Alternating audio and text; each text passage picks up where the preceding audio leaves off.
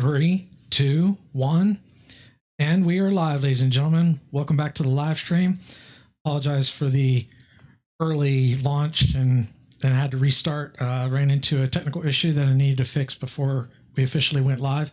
But I believe I've got it fixed. Today's going to be our first day doing a VR game as a stream. And given the fact that I am doing a dual system setup where I'm gaming on one machine and streaming on another, initially doing that with regular PC gaming or even console gaming is challenging, but it's not too bad, but it's not without its challenges. However, doing VR streaming with a dual system setup, I've had a lot of adversity to overcome to getting this to work. A lot more than I did just doing a normal system stream. I won't go into all the details with that. I may make like a separate YouTube video for that, but I believe we're ready to do our first stream, and we're going to be doing Hellblade, Senua's Sacrifice in VR. During my testing of getting all this set up, I would generally play like the first 10 or 15 minutes to make sure everything was where it was supposed to be. I will say that I've already played and completed this game on normal desktop mode. So doing this in VR, there's no story spoilers for me. I will be playing music through the journey of the stream. I will be turning off the music or muting the music during like the cutscenes, voiceovers. However, the actual voices of the psychosis of Senua's character, I've turned those down a little bit because the balance in the game, at least when doing VR, they're really loud. So I turned those down a little bit, but I'm not really going to be using those too much, mainly because I've already completed the game and the voices generally work more as hints in the game of what to do. So there'll be times where I'll hear it, and if you are going to be watching this as a YouTube archive, you won't be hearing any music, so you will hear the voices, and they should be well balanced for, the overall viewing experience. So there's no story spoilers or anything like that. However, if this is the first time you are experiencing Hellblade, watching it as a stream or an archive video, if you have any interest in ever playing this game, you can pretty much watch the whole game up until about the end. It is the end where it's a pretty big spoiler. So, but you can pretty much watch the majority of it and not really get much of a story spoiler. But if you're probably not going to play the game for whatever reason, then by all means, watch it, because the ending is quite interesting to say the least, and a bit dramatic. So, yeah, we're going to go ahead and jump into it. Just real quick before we do, part of the technical issue that I had before going live was, and I did all my testing, had everything tested and ready to go. My chat wasn't working because the program that I'm using to view chat while I'm in game just decided to stop working, and has been working flawlessly up until I went to go live today, passed all my testing and everything. I got it working. It's still not working the way it's supposed to, but it'll work to be able to stream and should be fine. I'm using a program called overall OVR Toolkit, and basically it's supposed to automatically launch whenever I launch VR, and it just wasn't doing that. So because once I'm in the game, I can't monitor the stream nor chat. There is a way to do it, but it really puts a performance hit during the gameplay. So I want to try to maximize as much performance I can get out of my game system in order for the game to run as smoothly as possible, because I am playing this at 120 hertz, and so the graphic fidelity is amazing. Most people that either played this game already or streamed it, recorded it, whatever, probably played it at like something at like 70 FPS or 72. Mainly because the iteration of this game, when VR was introduced, most of the HMDs that were available at the time, where people were actually playing the game, they had, not to sound like, I don't know how to really put it, so I'm just gonna be blunt. They had low end headsets, HMDs, and I own one too. I have an Odyssey Plus, and I actually played a little bit of it on the Odyssey Plus just to see what the experience was going to be like. And it's fine, plays fine, but it doesn't really record or stream very well because the way the frame rate works is, and please correct me if I'm wrong in the video archive on YouTube if you like, but the way I understand it is when you're in the game and playing it, and maybe you're playing it at 72 FPS, 72 hertz, it looks fine. It's not the best, but it looks fine. However, when you're recording it, it's actually going to record back at half the frame rate. So you're going to get like 30 or 31 FPS. Doesn't particularly look very good. And generally, I try to record all my gameplay at 60 FPS at what I play at as a minimum. Well, when I was first starting to doing my testing, I was playing at 90 FPS. So it was basically recording at 45. It looked a little bit better. I could tell there was some frame rate issues, but I couldn't figure out why. So then I tried to up it to 120 hertz. So I would get 60 in both eyes. And it was recording amazing. It looked beautiful.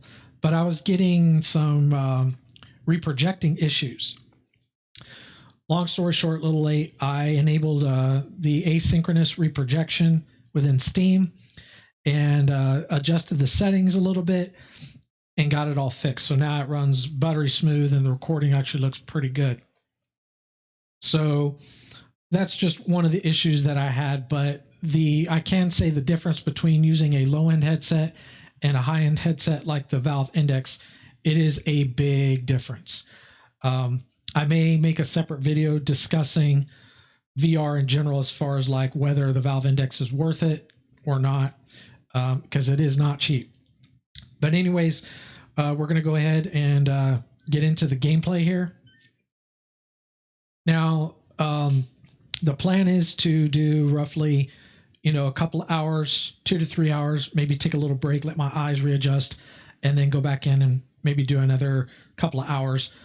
And we'll go from there and see how it goes.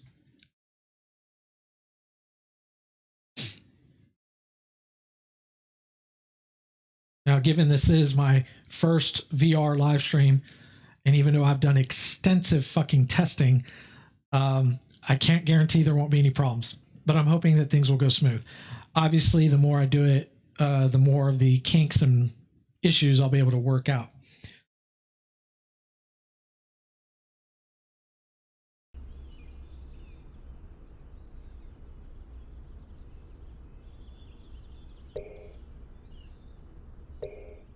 And I'm going to launch the game prior to actually putting the headset on, just to make sure that everything is looking good, because once I put on my HMD, all I'm going to see is the game and chat. Hopefully it is working. Okay, chat is working. Okay. So, and for those of you watching, if you notice any issues, please voice it in chat. And once chat is up, it should be good, no issues. It wasn't launching as it was supposed to. I have no idea why that was the case, but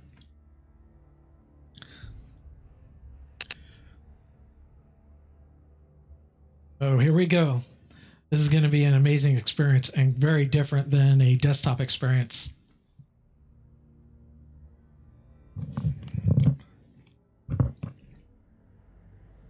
And anybody watching, if you have any questions about the game, VR, dual system streaming with VR, please feel free to ask.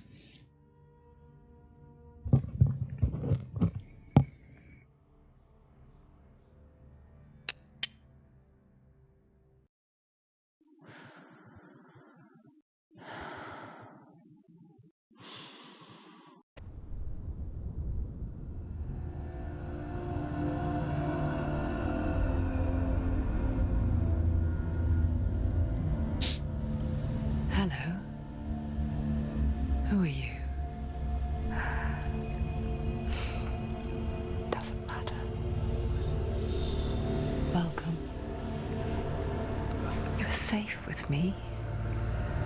I'll be right here, nice and close so I can speak without alerting the others. Let me tell you about Senua. Her story has already come to an end, but now it begins anew. What's happening? It's breathing. The head. It's breathing. It's breathing. He knows she's getting closer. He can feel her coming closer. She's getting closer. They're watching. They're watching. They're watching. They're watching. This is a journey deep into darkness. They're watching. There will be no more stories after this one. What is she doing? Why is she doing this? They're watching. Why doesn't she turn coming? She's doing this for him. She wants to rescue him. He's already dead. I can feel you coming. You're coming. Quiet. Oh, how rude of me. I never told you of the others. You hear them too, right? They've been around ever since the tragedy. Well, that's not quite true. Some are old, some are new, but they've changed. I think the darkness changed them, just like it changed her. Can you see them?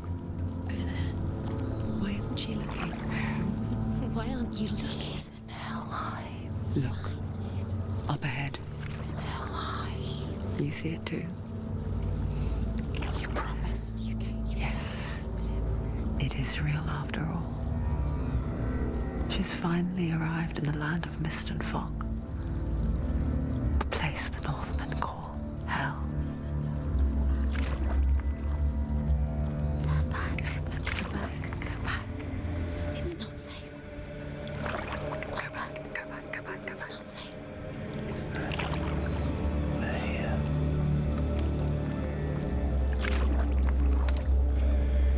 You see them?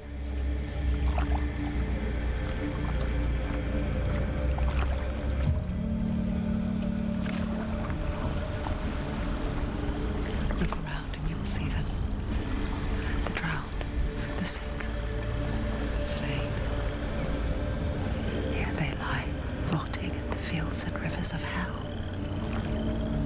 But the dead don't always lie still here. You see them? This is not a place of rest. You can't do this. Go back. Go back. They're going to do that to you. Can you see them? Can you see them? They're going to do that to you.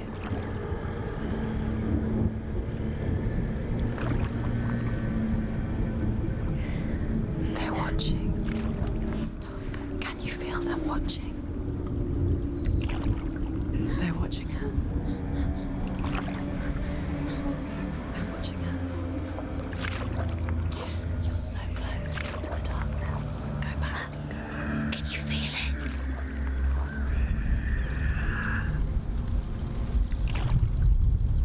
Boy! What is she thinking? Hey, Dennis. Welcome back to the stream. Man, I haven't seen you in a long time. I remember that I read about this game, some controversial stuff. Developers tried to show main character schizophrenia and did a research on how people feel when they have illness. But a lot of real people who have this illness got mad about it and tell that it is not how it feels and divided on two fronts. Some say that developers did a good job. Some say they are not. Turn away. Well, What is there? I suffer from bipolar 1 disorder. It's nothing like this, of course. I got off light, but I have a cousin who suffers from schizophrenia. He's not a gamer. He doesn't know anything about this game or anything like that. I've known a lot of people throughout my life, unfortunately, that have suffered from mental illness. I think that mental illness is a very gray area. It's not black and white and cut and dry. There are some people that are going to experience mental illness in different ways. And something I learned, I think, just a few years ago, and I was shocked to learn this, mental illness can overlap. And what I mean by that is you can actually have an individual, a person who has overlapping mental disorders. So you could have somebody who's schizophrenic, bipolar, and maybe also suffers from antisocial personality disorder. And that's where it gets really complicated. By the way, how's the stream look? I've done extensive testing and should be fine, but What's she looking at? What is she leaving behind? I know what she's thinking. I hear her thoughts. It's not too late to get into the boat and go back. oh, and if you're interested, Dennis, I will be doing Dark Souls 3 No one will ever know. in December, and this may not please you, but I will be doing Death Stranding next month, and There's no going back. after Death Stranding, then I'll be doing Dark Souls 3. You can't do it. Senua pushes away. Yeah, that's because I'm in a cutscene, but I'm glad you pointed that out. Go back to. So what happens is in VR, there are cutscenes in the game, Didn't you join us? and some of them will be cinematic like this, Part to play. which I agree doesn't look very good, and then some of them will be in full screen mode like this, where everything you can pretty much look around. Now, as to why the developers chose to do that, I believe, I don't know, I did try to research it, but I couldn't find the right answer. I believe because this game was not initially designed for VR. It was designed to be a desktop game, an experience, and the developers were able to adapt it to make it where it was playable in VR. And I think that they just maybe either ran out of funds or time to be able to adapt all the cutscenes into a VR experience where it's going to be completely like this, where when I look around, you can actually look around during the cutscenes and whatnot. So, yeah, not all the cutscenes will look like that.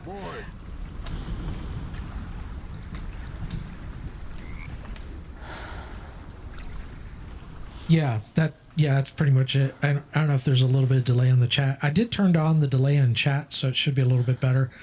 One thing before we go forward, if you know any history about this game and God of War, Cory Barlog was actually working very hard to making God of War the first game that would allow the player to play the game, and whenever the player would get to a cutscene, basically have seamless cutscenes, both entering the cutscene and exiting the cutscene. Boy.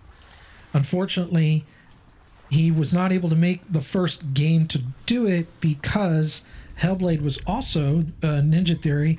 They were also working on the same concept, and because this game was a much shorter game and took less time to develop, and it launched sooner because God of War was in development for 5 years, and Hellblade, I don't recall the time on it, but I think it was like 2 or 3 years.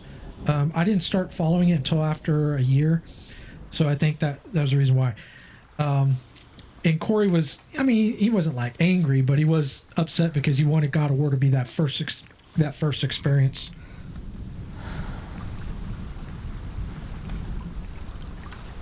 Yeah, that's just part of VR, the camera shaking. So yeah, that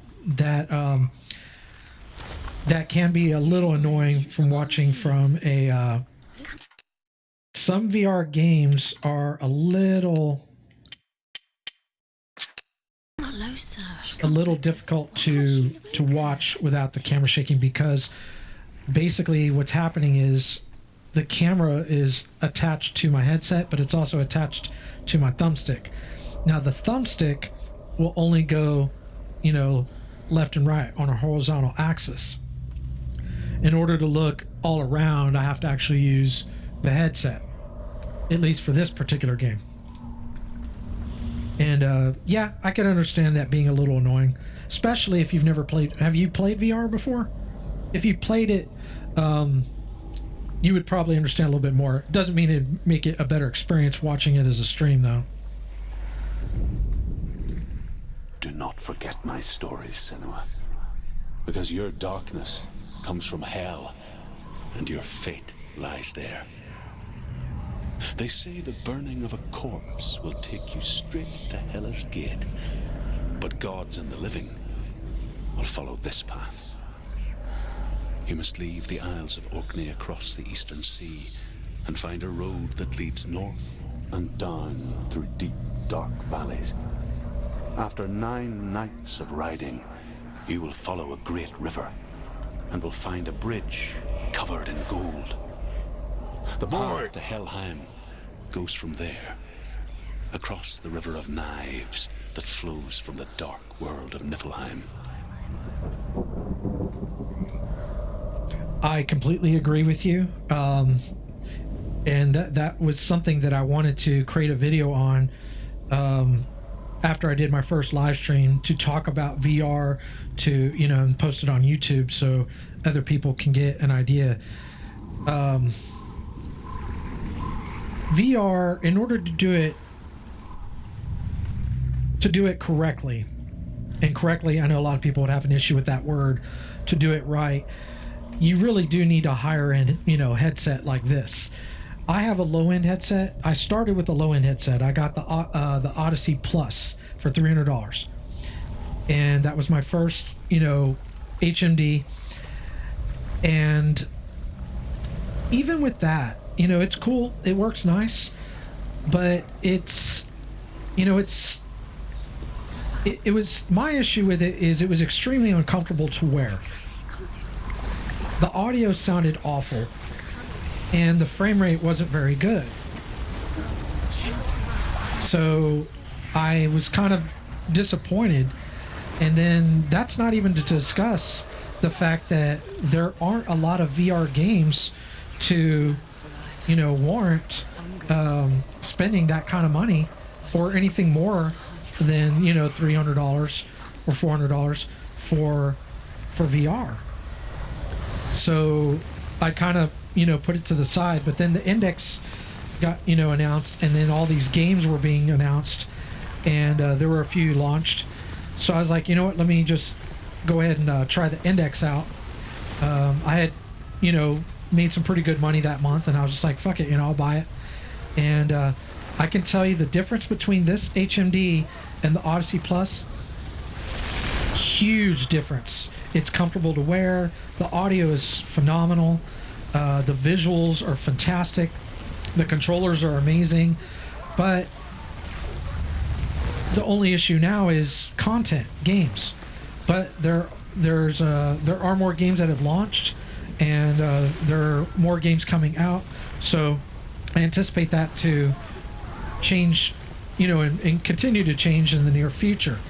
But for an average person looking to do VR, in my opinion, it's still not ready. It's still not ready. But it's getting there. It's getting there. So here's the cutscenes. Obviously, they don't look very good on the recording or the stream. In the headset, they look okay. It basically looks like I'm in a movie theater. That's pretty much what it looks like. And the screen is huge. It's not like all small like it is on the stream or the recording. Walls of hell. The place they call Helheim.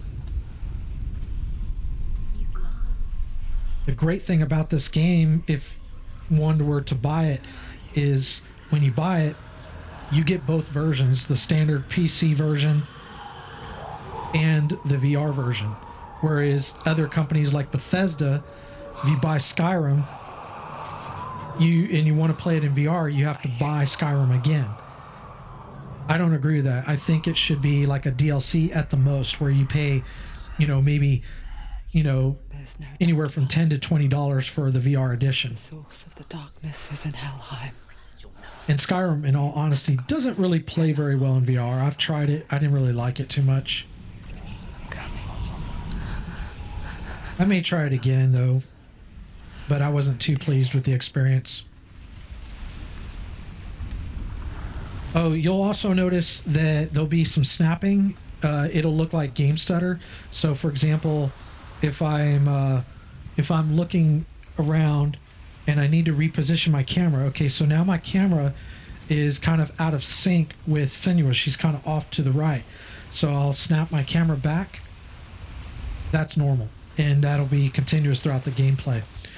Probably doesn't look great in the stream or the recording, but in the VR it's fine. This for him. She wants to rescue him. Now, another reason why somebody would want to go with a higher end headset, such as the Index, is a lot of people, and this is a big problem. When you're playing at a lower frame rate, like you will on the cheaper headsets, you're going to be a lot more susceptible to nausea and motion sickness, and there have been people that have also had issues with seizures because of it, because of I guess epilepsy and things like that. However, if you're playing on an Index, you get to up the frame rate to 90, 120, or even 144, depending on what game you're playing, your system specs, and your settings. But only the dead may cross it. You were very excited for Skyrim in VR or Skyrim on Switch, only because you can swing weapons by using gyroscopes and controllers. Yes. I may give Skyrim a try again at some point. I haven't really done it much on the Index, but I did it on my Odyssey Plus, and I didn't really like it. But the Index has, in my opinion, far superior controllers, so that could be a big change. Now, there's some other games in VR that are that don't really require a higher end headset, and I'll give you an example. Beat Saber. Beat Saber is a fantastic game where there's not a lot of graphics like this and textures, so it's a lot easier on the system.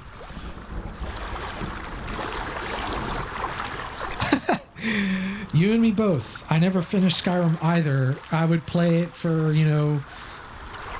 I think the most I put in is maybe 20, 25 hours. It just felt like there was no point. It felt like it was just like this open world game where you explore a lot and you could mod it, but it didn't really feel like a game.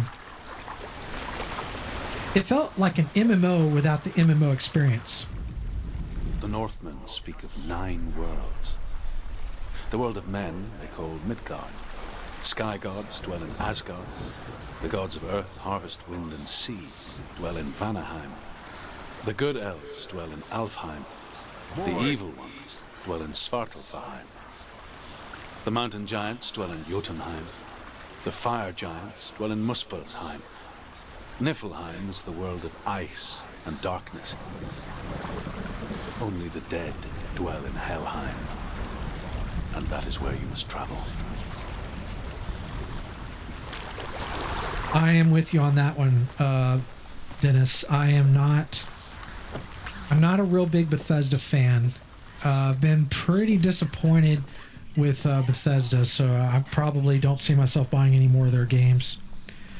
I also bought Fallout 4. I won't say it's a bad game, but I wasn't really that impressed with it. I bought Skyrim. I played Elder Scrolls Online, which I enjoyed. I quit the game because the developers were incompetent and they just didn't prioritize certain game patches that they should have, at least, again, from my perspective. The hidden path. Just like EA, I don't think I'll probably ever buy an EA game again.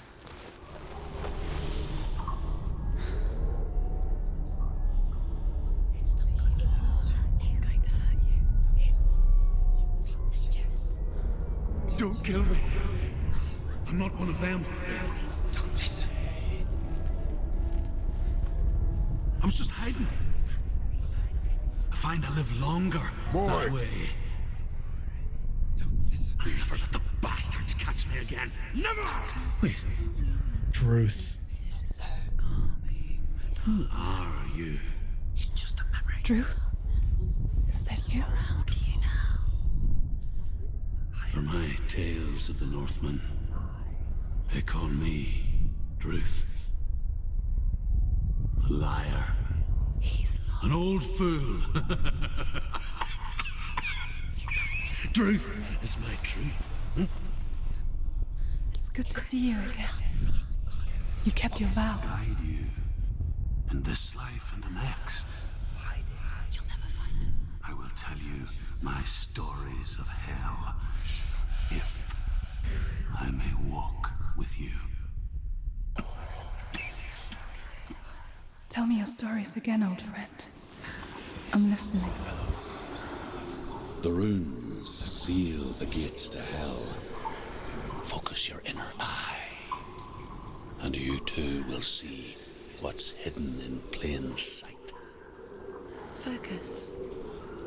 Look closer. Look. Um, Use your eyes. She's looking closer. She needs to look closer. I know quite a bit about EA and their business practices. That there's only one game that I would buy from EA if it ever got made, and it would be the third installment to the Alice franchise from American McGee. So the first game was, let's see, I think it was just called Alice. The second game was Alice Madness Returns, and American McGee's been trying to, get a third installment, but EA owns the rights to the game. So if it gets made, it'll probably be published by EA. I would probably buy that, but I'd definitely wait for reviews. But aside from that, no. EA just has really poor business tactics, and I'm not going to support that company. Bethesda's not as bad on that front. They just have other issues. I don't normally support support Blizzard either, Blizzard Entertainment. Even though they're affiliated with Activision. And I was going to say, well, I don't buy Activision games, but yet I bought Sekiro. Sekiro was published by Activision. So. Boy. I can see one. Hold it in your mind. Yes, you're right about that. Find one like it to open the gate. He's not right. Secret. Where is it? Give up. It's a secret.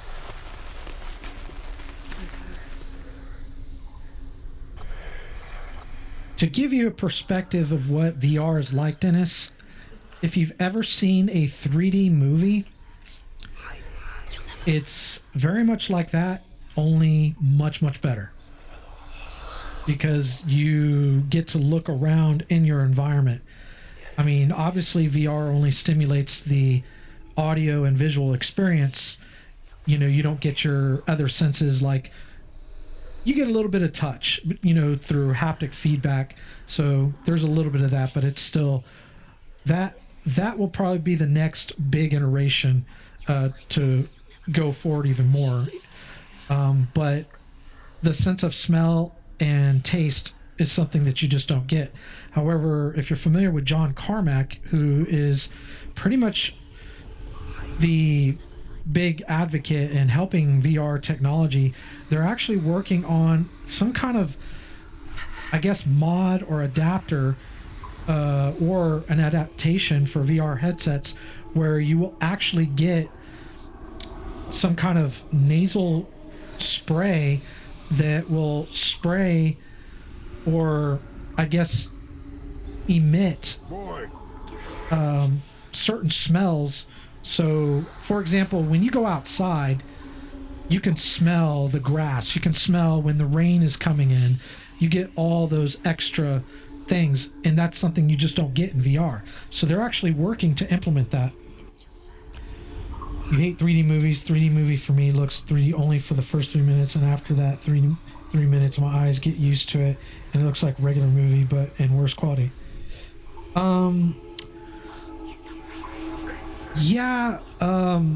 They're 3D movies are kind of hit and miss for me, but I guess I can understand what you're saying. But there have been some that have been done really, really well. I'm trying to think of the last 3 movies that I've seen that was done really well. It's near. Look towards the gate. And the gate will open. Oh, but anyways, so the plan is next month I will be doing Death Stranding, and then however long that takes me to complete, after that's done, I'll be doing Dark Souls 3. So if you're interested in seeing me struggle through another Souls game, that's when it'll get done. What's behind the gate? Where will it take you? It's gonna work.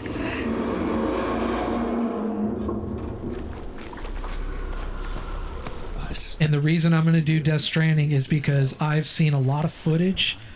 I'm not going to overhype it because it could fail. It could be an awful game. But based off of the footage I have seen, not so much as the footage I've seen, but the footage that I've heard of features that the game is going to have, I'm willing to give it a try. I'm definitely willing to give it a try. We will make the Northmen feel our fury.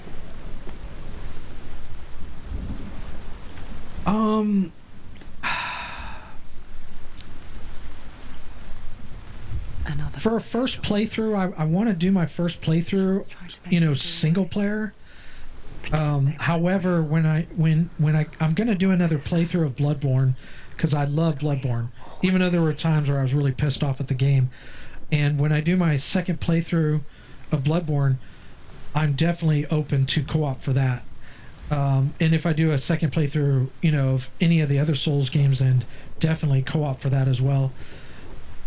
Oh, on the subject of co-op, and I don't know if you're even interested in Death Stranding. I know that you've expressed that you have some concerns about it. One of the cool features about Death Stranding is the fact that in Death Stranding, you do not need a PlayStation Now account in order to play co-op. And co-op is a big part of the game. So you can just play with other players without that extra subscription.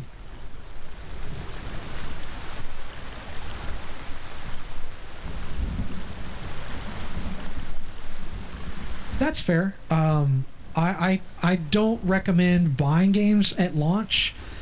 I have bought a few, but I generally don't. The only game I bought at launch that I regretted buying was Tomb Raider Shadow of the Tomb Raider, the third Tomb Raider game. Every other game that I've my second, I have to power up my controller again. Every other game that I bought at launch, I've been completely satisfied with. So, in the desktop version, when you're on the wall, you don't have much of a view to look around. Like, I can actually look around more. I can even look down. You can't do that in PC or on the console. So you get a lot more of a viewing experience in VR, aside from the fact that you're like in the world, which is really cool.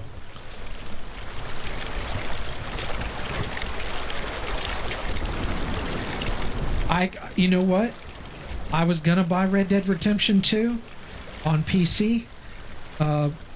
So here's where I stand. I could either buy Red Dead Redemption 2 next month and play that, or buy Death Stranding and play that. Not because of the money, although money is a factor as well, but because of the time. And I'm not really big on Westerns. That's not a genre that I'm real big on. I don't hate it, but it's not really my favorite genre. So I'm not saying I won't ever play Red Dead 2, but it's not on the top of my priority list. I guess it's the same with heights. But you say that you I guess you didn't like it. It's going to be okay. They also changed up this part too, because in the game you have to balance yourself. In VR you don't have to worry about it. To make that. Boy, So why don't you like Red Dead 2? You can't just wish things away. Oh wow.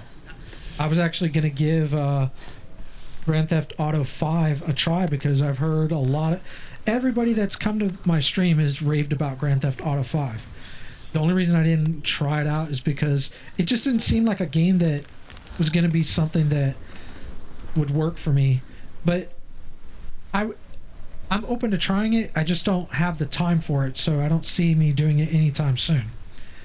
Okay, real quick, because this is the third one I've come to and I haven't talked about it. So you have these rune tablets that you come to. They have dialogue, and the ones that are glowing white, those are the ones that I've read. Now, those are the ones that I've read on the PC version. The ones in red, I've not found. You have to actually find them.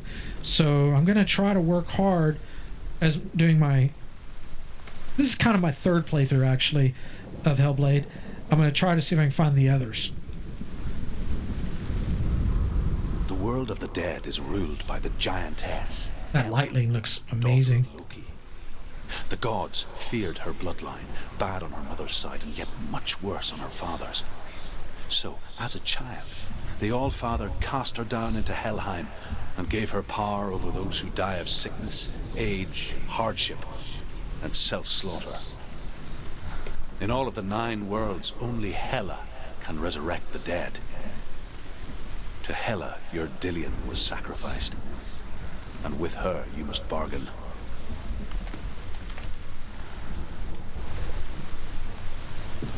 Yeah, that's going to be a tough bargain.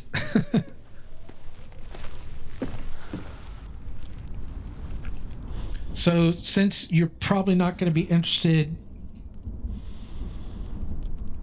Oh, I almost missed your message there. Yes, I've completed Hellblade on... I got a free key from the developers. I went to a gaming conference when they were working in the development of the game, and I signed up on their email, and they just emailed me a key. So I didn't have to buy it. But it's cheap. Well, it was cheap at launch, because I think there were a couple of options. You either got a free key from the developers, or you could sign up and then you could get it for like $5, and then after that they had a launch sale for $24.99 that lasted for like, I think, the first 48 hours, and then after that it went to $29.99, and then it stayed there for, I guess, for a few months until the prices started to come down. It's kind of like Detroit Become Human. It is a game, and there is obviously some mechanics and combat and puzzle solving. I don't want to be presumptuous about you, Dennis. If you're looking for a game that has a lot of complex combat or challenging combat, this is not the game, because the combat in this game, I don't want to say it's like easy and a pushover. It kind of depends on, you know, what setting you're on, I guess, but it's not really that hard. It's kind of like playing a cinematic movie, like I said, like Detroit Become Human, where except you're not picking your path like in Detroit Become Human. Detroit Become Human, you pick, you have a choice of different paths you can go, and this game is pretty much one path. It is linear. Yeah, I don't think this is a game that, from what we've discussed, that would be something that you would enjoy. But if you can pick it up for like $5 or something like that, and you maybe want to give it a try, like on, that might be worth it. But I certainly wouldn't spend any more than probably $5. Not because it's not worth it. I mean, I enjoyed it because I enjoyed it's a beautiful game, number one. I mean, they did some amazing things with this game. The motion capture, the acting, the story, and the idea of, the mental illness concept. Because like I said, I've known a lot of people throughout my life who have struggled with mental illness. So it's something that, I guess, on a personal level has affected my life. The combat isn't bad. It's just not complex enough to where I would say it's enjoyable or challenging to be good. I will say this, when you compare it to like Dark Souls combat, I mean, it's different, but Dark Souls combat's very mediocre as well, which is why I didn't really care for it. Is that the face Sure, of go Hela for it. herself? The half-rotten goddess that walks over Helheim. Whatever horrors lie behind that door, She can do it. she must find him. Shh. Let me wait for the cutscene. Someone's here.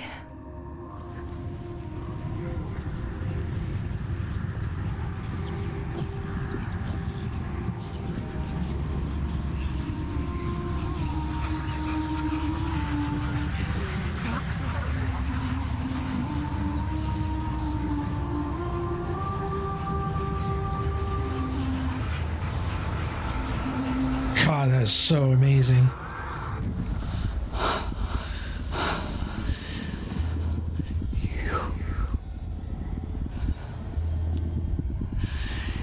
You took him from me. Boy,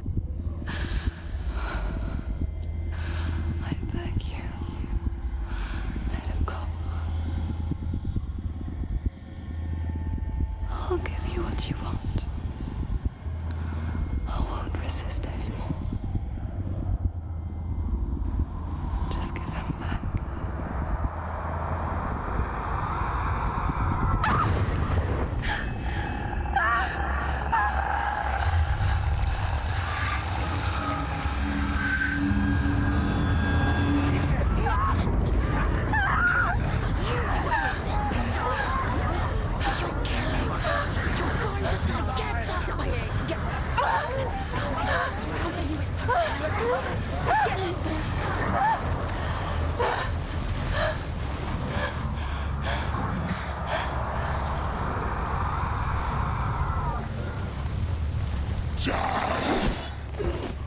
Give me a second, reposition before I engage this, and I'll check your chat. You don't like deep games with deep meaning, some backstory and all this stuff with psychological line that goes through the whole game with main hero trying to find meaning of life, all this stuff. I don't really like games like this. Also, did you know that the developers lied to players about one of the game mechanics? Yes, I am very aware of the lie.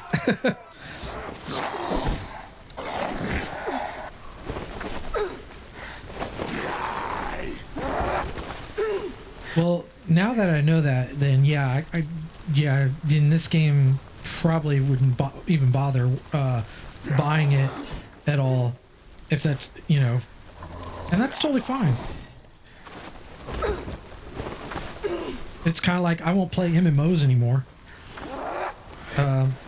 Okay, I will say this: there's an MMO being developed for VR.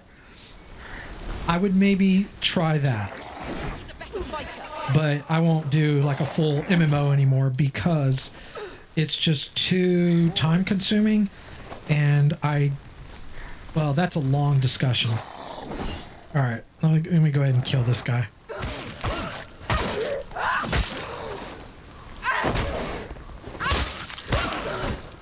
She's scared. Defend yourself. Finish this. Finish him.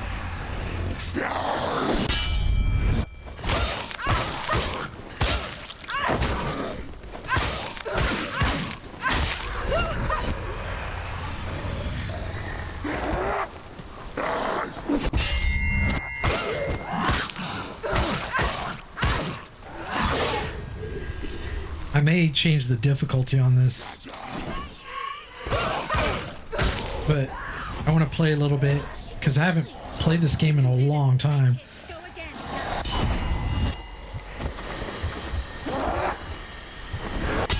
Right now it's set to auto. I don't know if that means it's going to make the game more difficult as I go through. I believe I have to die here if I remember right. I don't think these things can be killed.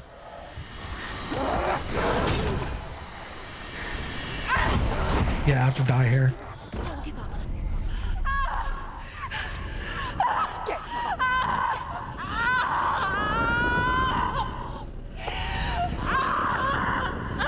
You fault. Don't give up. Don't.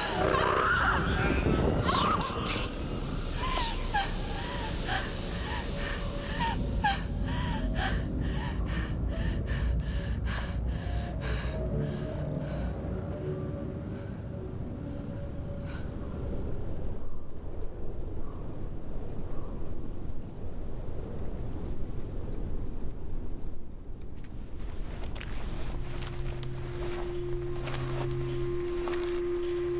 vision of what's to come.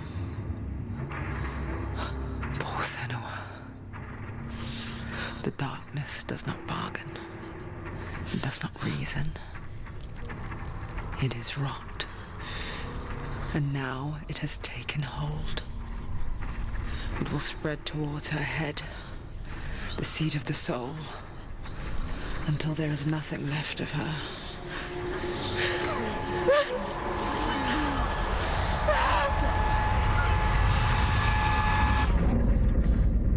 All of her suffering will have been for nothing. It's just a matter of time. Now, this next scene is very critical to pay attention to and understand, because it's going to play a big factor for the ending. For those of you who have not played this game and are watching this for the first time, again, I strongly advise not watching the ending unless you don't plan to play the game. Then by all means watch it.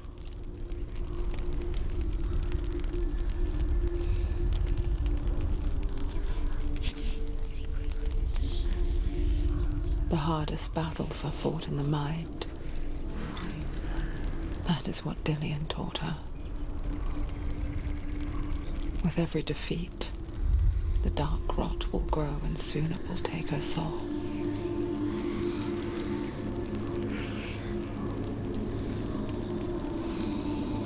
But for now, at least, she still has control of her mind. And she will fulfill her vow, whatever the cost.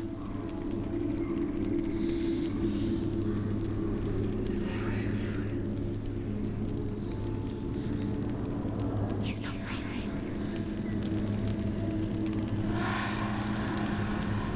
Listen to me, Senua. The goddess Hela lies behind the gate to Helheim.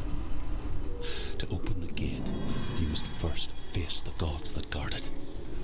The god of fire, Surt, and the god of illusion, Valravan. Spill their blood to open the gate to Helheim and enter the land of the dead. To Hela. To Dillian. To his soul. It won't open. How will she get through? Why won't it open? I think I got this before. She has to fight two gods. The Northmen say that in the beginning there was nothing but darkness. Bitter cold to the north, fiery hot to the south. They say the cold formed ice, which melted from the sparks from the south.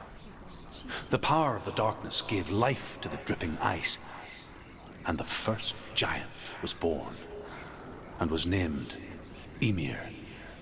The ice continued to drip, and the power of the void gave life to it, and it became a cow whose milk fed the giant. That's right, a cow. But you weren't expecting that.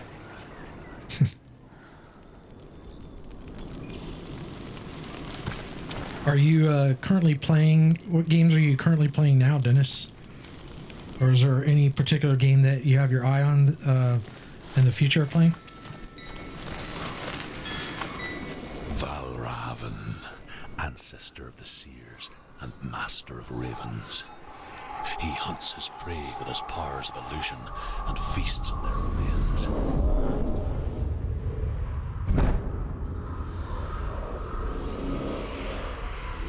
Follow the path to Valravan and defeat him in battle to earn his mark. The gate to Helheim cannot be opened without it.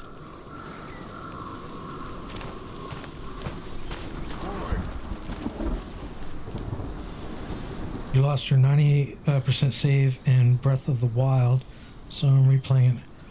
Oh shit! How did you lose that?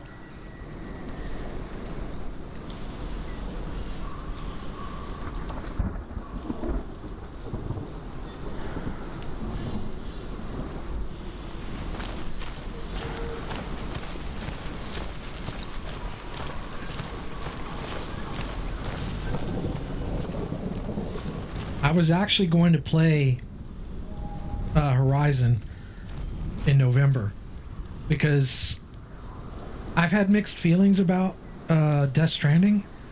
I'm not ignorant of the fact that it could just be all hype, like you've mentioned. But like I said, after seeing the features that the game has and how ambiguous it is, like I said, I'm willing to risk, $60 on it and give it a try. You collected 899 Korok seeds, an SD card, and switches died. Took you 2 years to collect all this. Jeez, man. I'm really sorry. Have you taken precautions to mitigating that happening in the future? Ymir was a frost giant, a being of darkness, and all his sons and grandsons were dark after him. Of his daughters and granddaughters, some were monstrous, but others fair. But there was another who came from the ice, Buri. In shape, he was like a man, big and powerful. His son, Bor, took a fair giant to be his wife, and they had 3 sons. Odin was the eldest, and the Northmen hold him to be the foremost of the gods, the All-Father.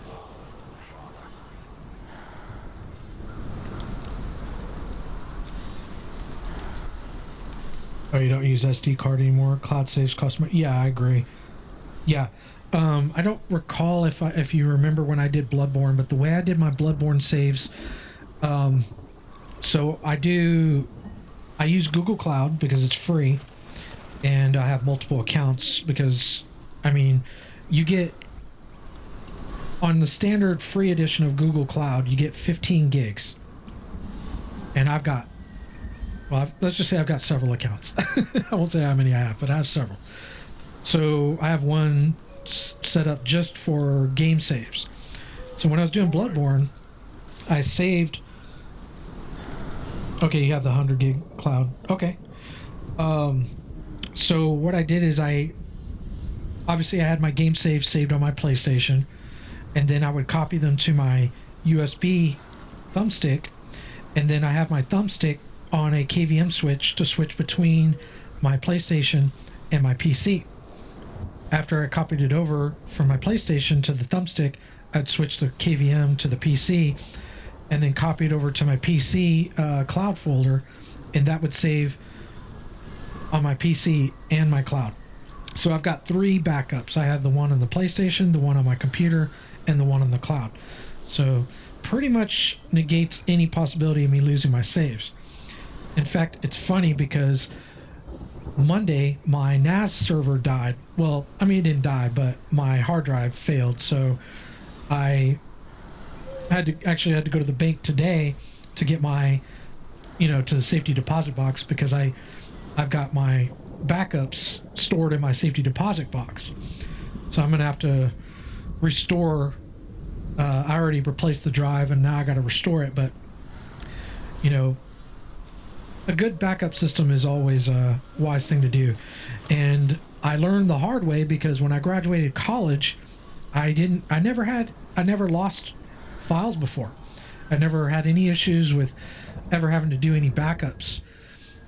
I graduated college, and a year after I graduated, all my art, everything that I had saved on backup, well, I still have some of it. I was able to recover some, but pretty much almost all of it was lost because I didn't do a backup.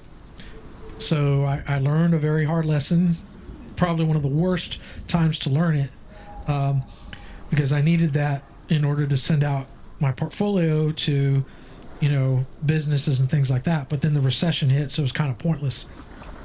So what I ended up doing is I bought external drives, and I started backing up everything on external drives, and that worked. Had no issues. And then after that, I increased or upgraded to NAS servers, and I've been using NAS servers ever since. They're a little expensive, but they're basically like having another computer, but it's dedicated just to storage. That's all they're. Well, you can do a lot with them. You don't have to just use them for storage.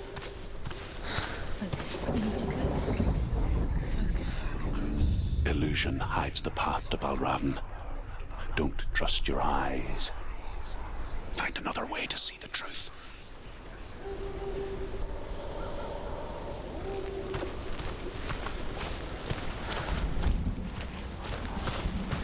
I mean, I used to have a Switch, but I sold it. I wasn't too pleased.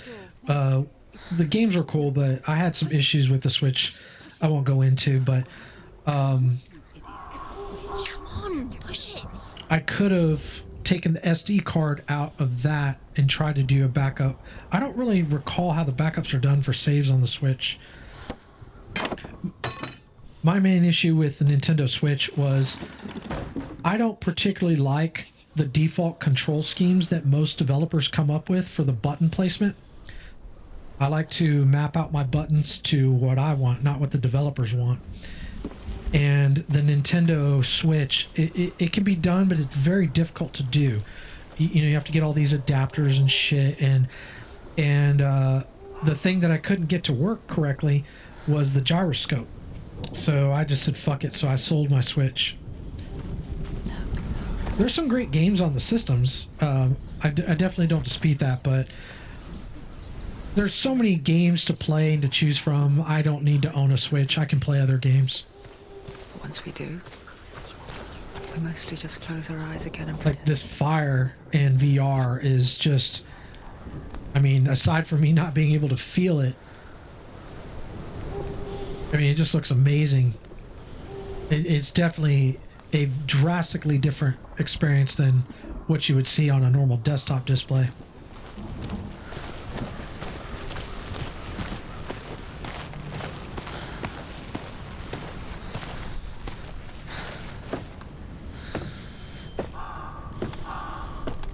So whenever you start to get to areas where it starts getting darker, that generally means there's enemies that you're going to have to face. Senua never could close her eyes, however hard she tried. Begged.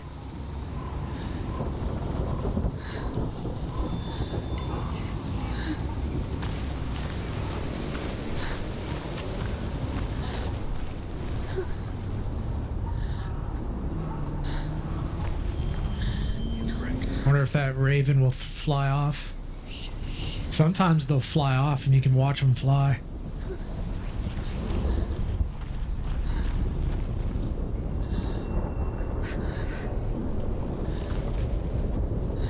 So here's a Dark Souls moment right here. You know where this came from.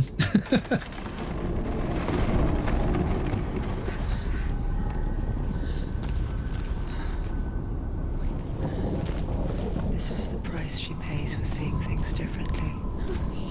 Because once you gaze into the relentless darkness, all that lurks within it can see you too. Put some music on.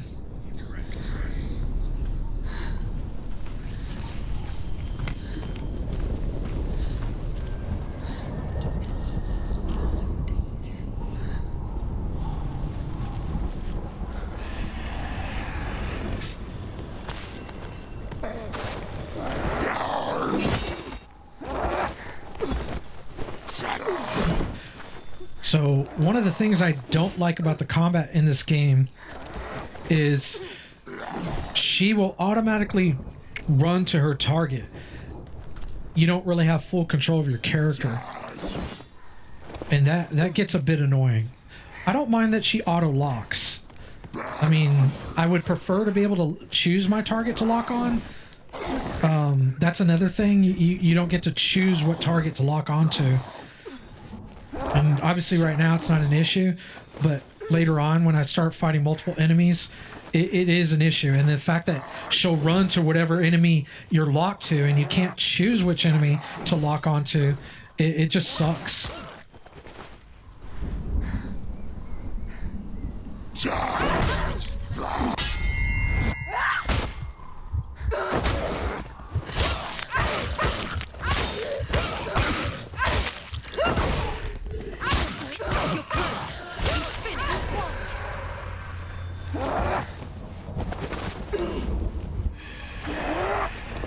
Oh wow, I've never seen that. Huh. Usually the doors close. At least I thought they did.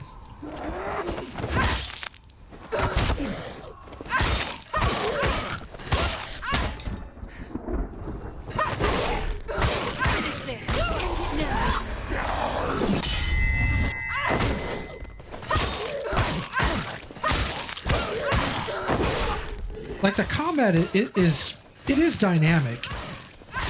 It's just not overly complex to where it becomes fun.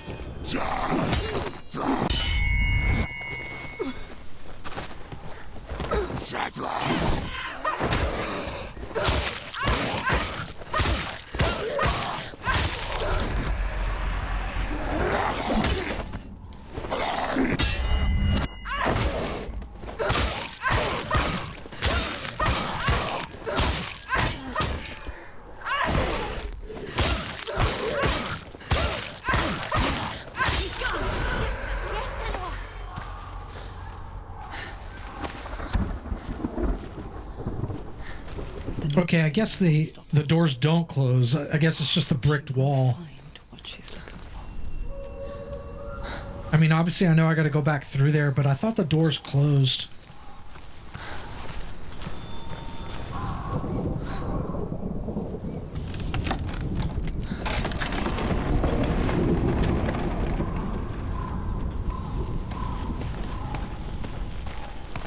Oh, good timing.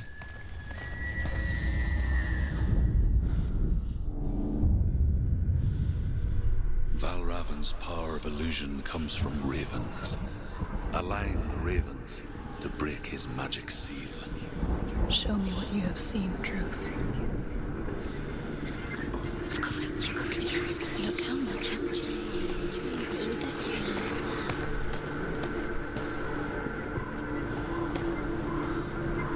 different. Some of these puzzles I remember pretty well. The earlier ones. I also, in my testing, I had to kind of go through the first few minutes just to make sure the game was going to run correctly. So this puzzle I'm pretty familiar with, but there will be others that are going to pose more of a challenge that I just won't remember. Something's shifted. Something's happened. Something huge. Oh, so the other issue that I had with the game, aside from the little issue with the combat, is how slow she runs. It's like she's in slow motion. Do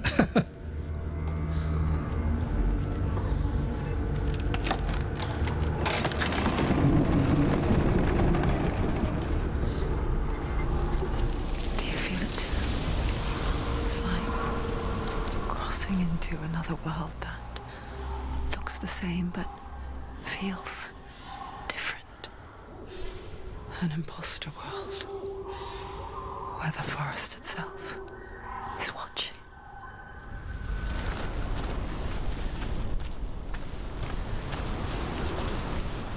Now this area has a really interesting element to it that could be easily overlooked if you're not paying attention. If you notice, let me see if I can get a better look. You notice on the walls, there's eyeballs on the walls. Actually, a good view of it right there.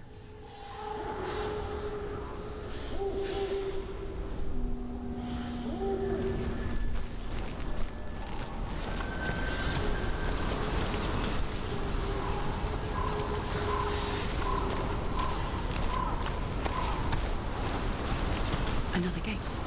Another gate. You know what to do. Stay back. You have to open it. It's not safe. Don't listen to them. Listen. Don't open it. You can do it. Don't touch it. To break the seal, align the ravens with the mark of Valravan. Where are they? All right.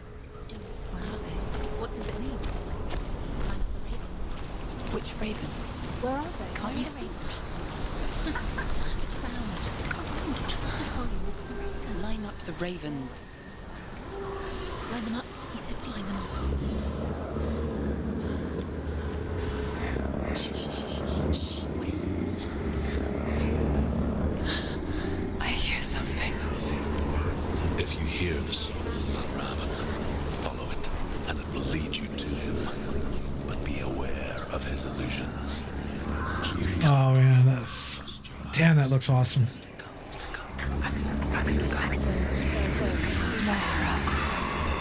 Challenge me!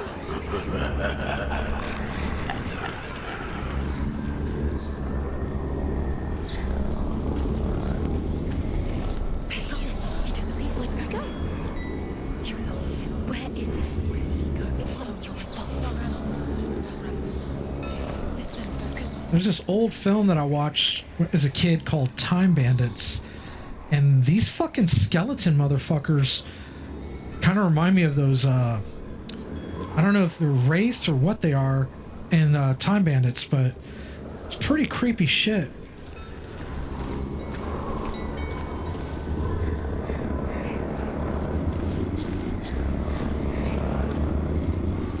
So this was pretty much the stopping point I got to when I was doing my testing. This area was very, very difficult to get the game tuned to. Mainly because I really didn't know what I was doing. Because on PC gaming, whenever you get a game, you got to tune it to your frame rate versus the graphics that your graphic expectations. And I don't want to make it sound like it's real hard. It's not. But if you don't know what you're doing in VR, it's different, and you may not know how to do it correctly. Because I didn't know what the fuck I was doing. I didn't understand reprojection. I didn't understand asynchronous reprojection, how that affects the overall image.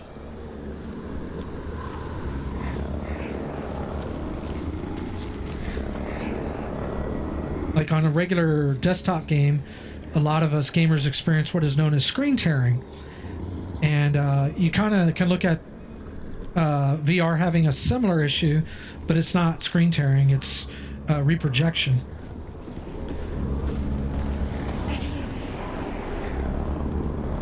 Fight me!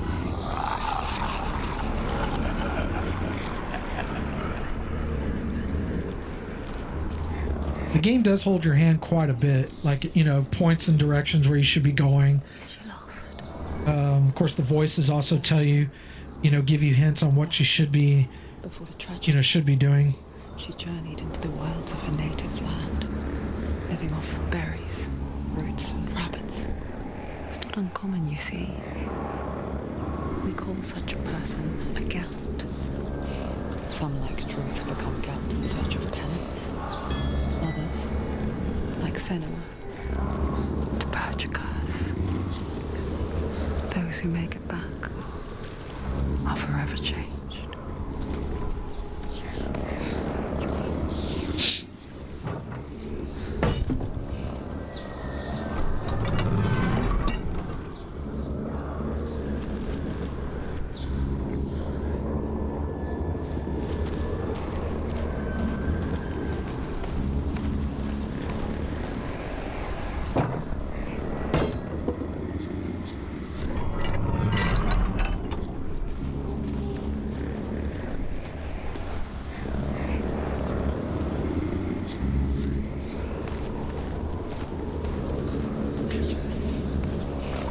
Oh wow, this fucking torch. Like, not that you would want to touch fire, but it looks like you could like reach out and touch it.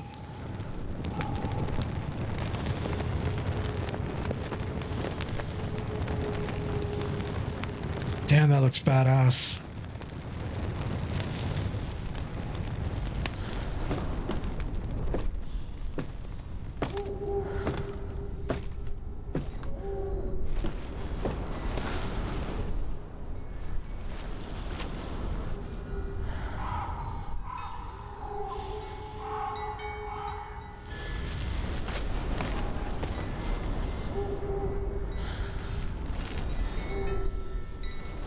Okay, that's the stairs. She can get up now. She can get up now. What's happening? She can get up now. She can get up. Must be magic. Dark magic. A trick. So pretty much from here on out, I'll be relying on How can she get up? what memory I have from playing the game. Dark I don't magic. recall when this game came out, and I played it at launch. So if I were to guess, it's been at least 2 years It's magic. It's since I played it. Maybe longer than that.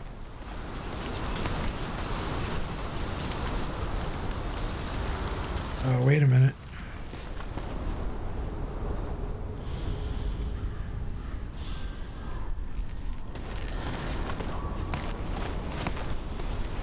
What's up here?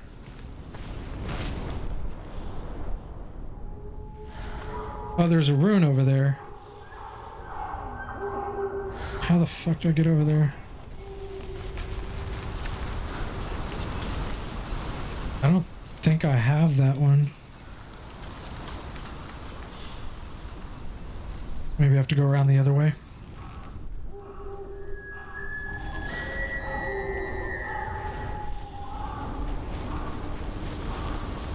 Oh shit.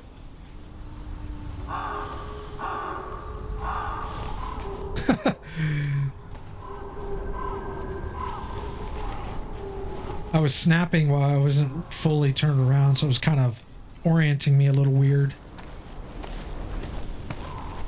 Alright, how the fuck do I get up there?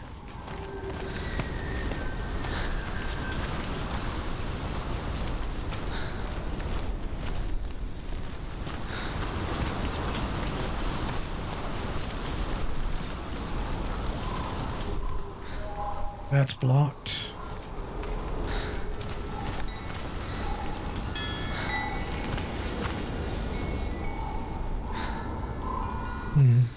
Probably. Oh, okay. So now it's closed off. Okay. Oh, okay. It built a bridge there. All right. So I could probably get across over there.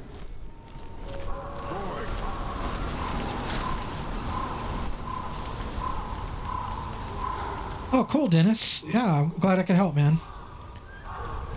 I'm glad you stopped by the stream. I like to. I know we can't always, you know, watch every stream that we would like to watch or play every game we'd like to watch, but glad to know you're doing all right.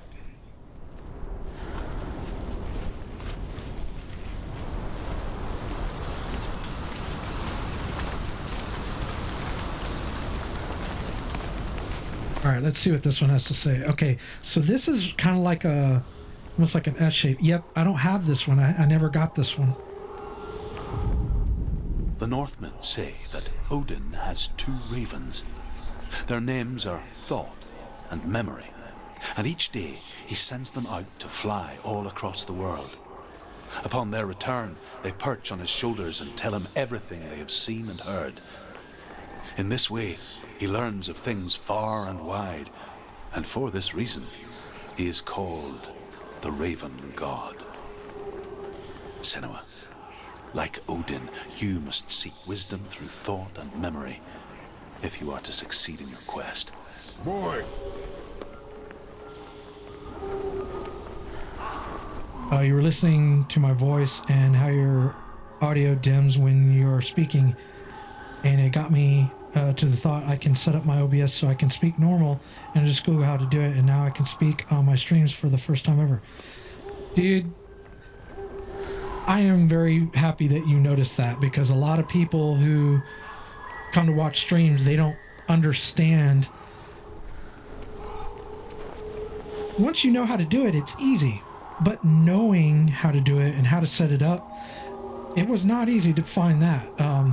If you have any questions, it'd probably be better when I'm not doing VR, because I can't Alt-Tab like I normally do when I'm normally gaming, where I could actually kind of give you a short tutorial. You know, feel free to ask. I want to actually start making some YouTube videos. My controller died, so I'm powered on again. To help teach people who stream, you know, just little tricks like that, you know, on how to do it.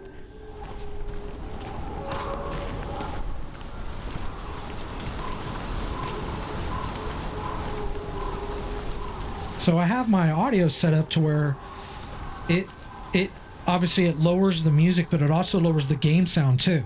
So whenever I speak, the viewer will always be able to hear me. And another thing you want to do too, when you go to start setting yours up and you're doing any kind of testing to make sure you got the audio balance correctly, make sure that you listen to it, like maybe do a test stream, you know, on maybe a private account. That's what I do. And then go and watch it on different devices. You know, watch it wearing headphones, watch it with normal speakers, watch it on a cellular phone, a smartphone, or a tablet, because whenever you change devices, the audio is going to change.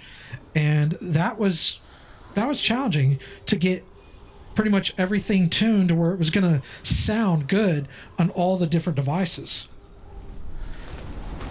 Now, I am by no means an audio expert, but this last 6 months or so, I've been learning a lot more, and I've found some really good, schools and tutorials online that I've signed up to that I've been learning from. So if I can pass that knowledge on to you guys, I'd be glad to do that. But I'm still learning too. I love this song, this part right here.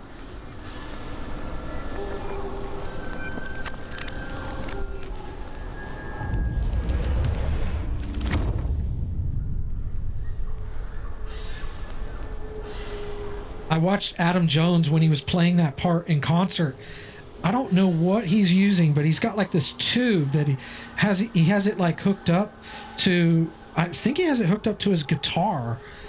I really would like to know exactly what he does with that. And I tried doing a search online to learn more about it, but I haven't been successful finding it. And I wanted to go see them live again with this new album they released, and they're here in San Antonio this month, but the tickets are just way astronomical out of my price range. I'm talking like, so normal seats, okay, you've got your close-up seats, you got your mid-range seats, and then you got your seats that are way off in the fucking back. And in my opinion, the close-up seats, I don't need that. I've seen Tool up front row. I don't need to do that again. Not that I wouldn't want to, but I don't need it. But mid-range is, pretty much, if I'm going to go see them, I need to get mid-range. And the far range, you might as well not even go to the show, because you're so far away that you'd probably be better off just watching it, as a video on, on YouTube with a good sound system. So here's the pricing. The close-up seats are over $1,000. Now, I wasn't gonna go for that anyways. The mid-range seats are just under $1,000. We're talking anywhere from $900 to, I think, $600.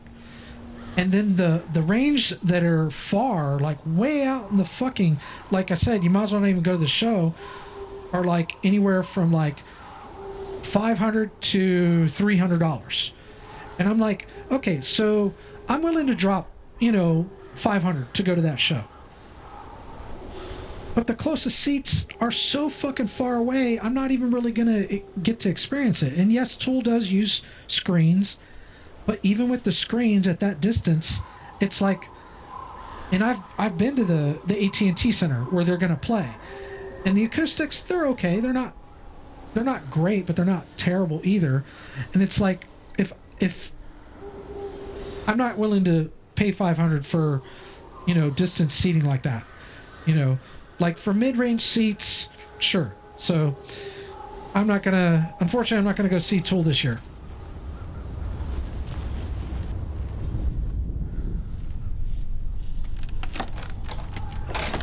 I probably would have gone to see them if I'd have had more time to save, because their album just came out. I mean, it's only been out for about a month and a half, and one of their first stopping cities for their tour is San Antonio. It's like shit, you know, like usually I have some time to like plan and kind of save. Nope. If only it were that simple. But I guess I shouldn't complain because a lot of bands don't even come to San Antonio anymore. They usually go to Austin at the minimum, and it's usually Houston or Dallas. It doesn't mean that. But if I'd had maybe, you know, 3 months, you know, heads up, I'd probably be willing to pay a little bit more, you know, 500-600. Valravan, he's there. And I'm not saying they're not worth it. They're a great band, but just bad timing and just a ridiculous price.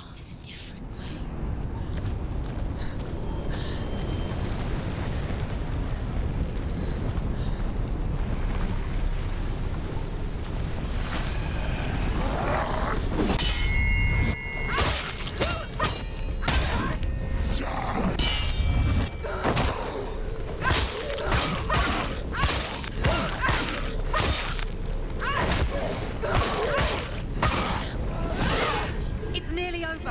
Finish it.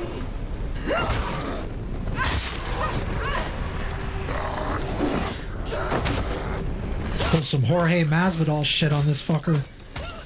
They're winning.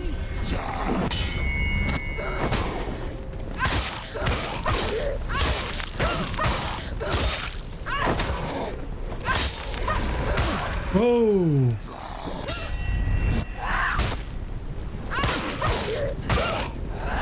I know that one off to the right there is going to probably engage me. There it comes.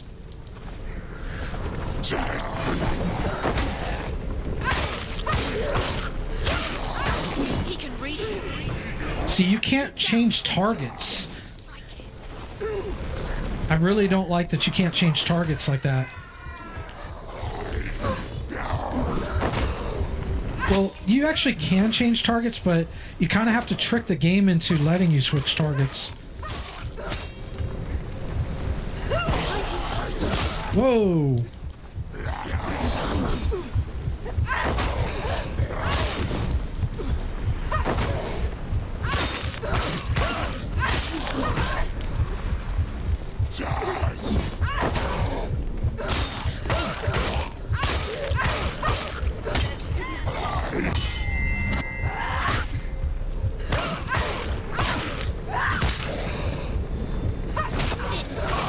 End it now. This is nearly the end. Alright, we got those fuckers. I want to go back over here. There he is. Go to him. I wanted to get a better look at this mammoth skull because when you first come in here, it gets real dark, so it's kind of hard to see. Because those enemies.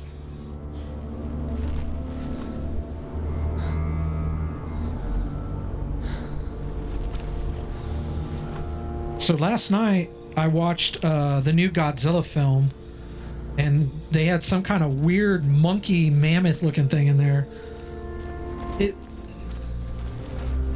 It was an okay film. I definitely wouldn't. I mean, the visuals and all the monsters and the CG was phenomenal. The story was pretty dog shit. There were some interesting concepts though.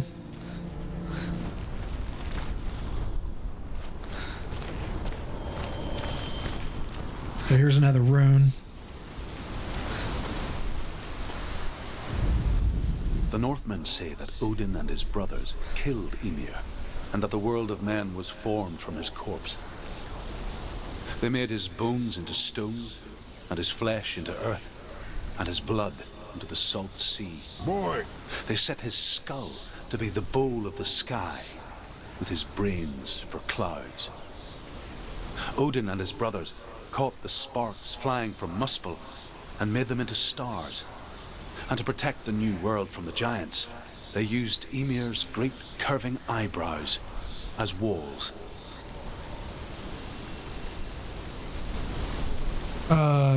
Kaiju movies. if you, I don't know if you'll be able to do this for me, but could you refresh my memory on who he is? Or is that just the genre of all the Godzilla films? Is that the term for it? I mean, I grew up watching Godzilla films. I mean, in fact, I thought I had seen them all. Oh, okay, yeah. So it's the genre. So I've seen like I said, I thought I'd seen them all, and as I started to go back and like look at the history of them, there's a bunch of Godzilla films I still never had seen. So I might have to like, get those and watch them at some point. But like as a kid, when I was a kid, on the weekends, Saturdays and Sundays, when I'd wake up to watch TV, I would wake up to watch my Saturday morning cartoons.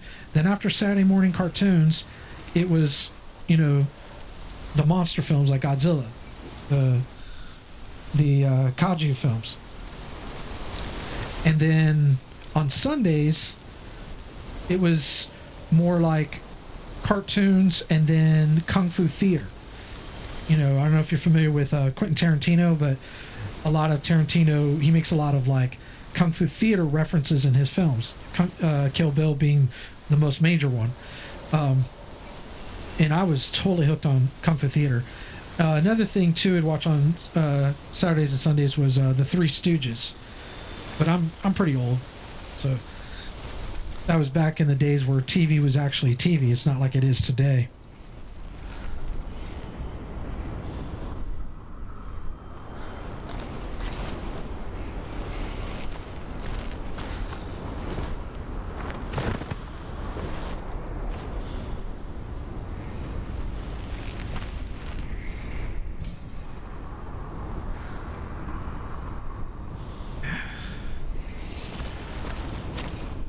Do you know what it's like to leave everything behind?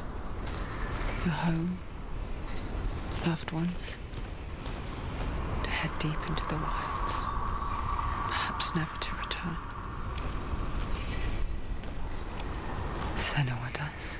I remember this puzzle giving me some grief back in the day. Darkness speaks. It changes everything. Turning home into a foreign land and loved ones. I don't know how much I'll recall. Exile makes sense when you realize that you were never really home in the first place.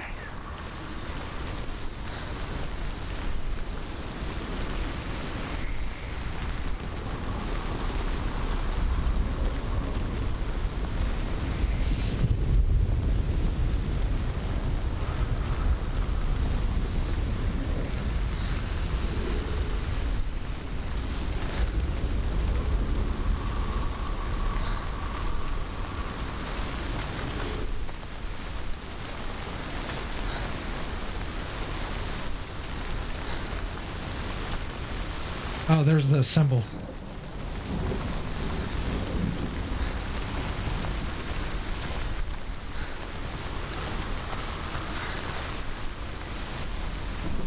Damn, that rain looks fucking awesome. Like, it's done really well.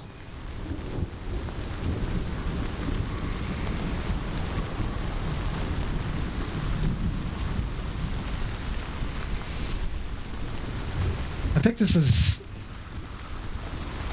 Let's see. Yeah, it's another cutscene.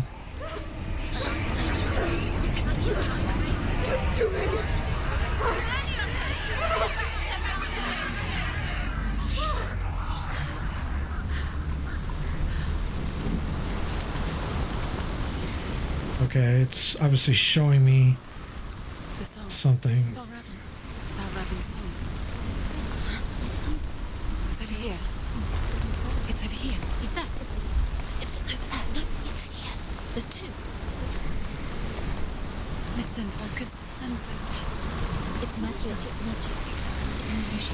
That's that illusionist up there. This reminds her of somewhere. The forest. Where? Which forest? Forest in the wilds. The wilds. Okay, it opens that up. She went to the wilds a long time ago. Why did she go to the wilds? She wanted to fight her own darkness. She thought she could beat her own darkness. Did she beat her darkness? No. It nearly killed her, but she tried. Druth helped her. Well, here's another one. If it wasn't for Druth, she'd be dead. She can't beat her own darkness. Oh, cool. It's like a little bridge. She wanted to marry Dillian. She came to beat her own darkness and marry Dillian. But it didn't work. She thought her curse would affect him. She thought her curse would spread to him. She thought she'd bring the darkness to him too. She nearly died. She thought the curse made her tainted. Druth helped her.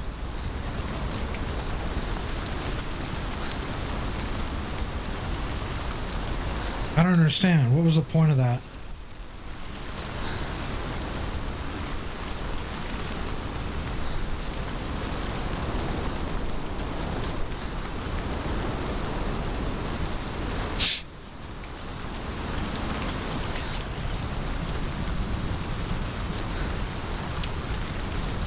I'm gonna go up here.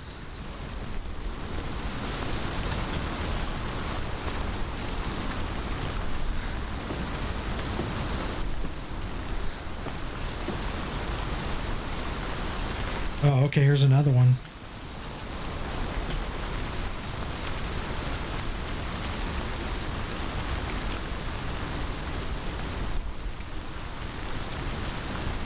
Oh, okay, it looks like it kind of weeds out some of them.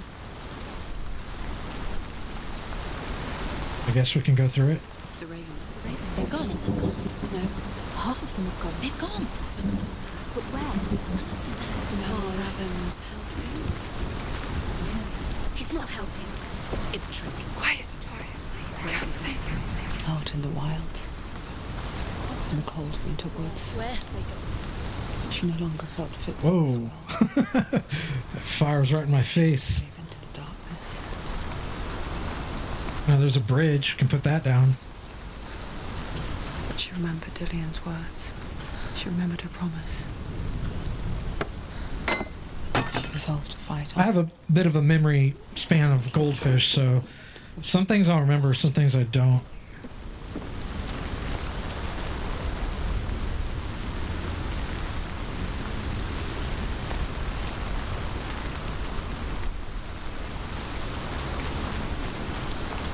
How the fuck do we get over there?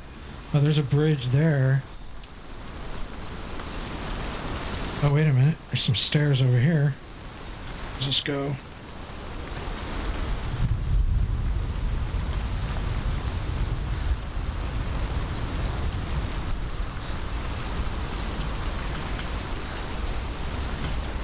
We need to figure out how to put that bridge down. Oh, this is where I came from. This takes me to the beginning. Okay.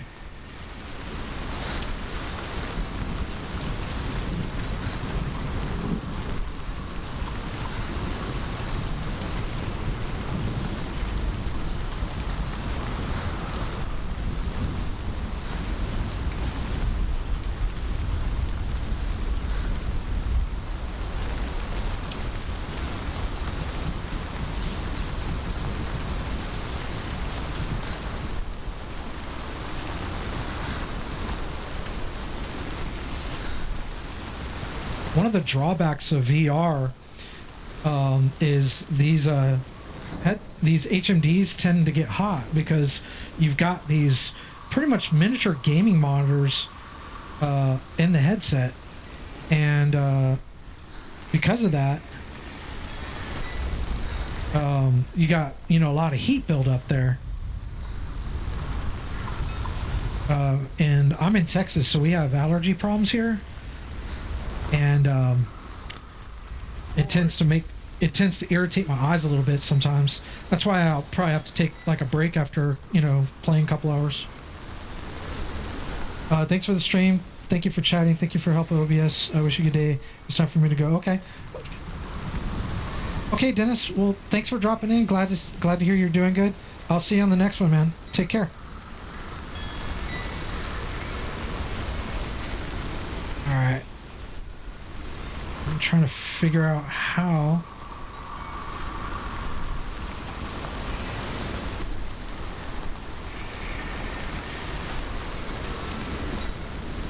Okay, I think we need to open that.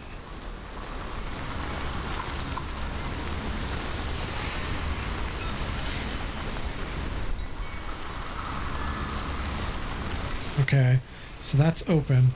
How do we do this bridge?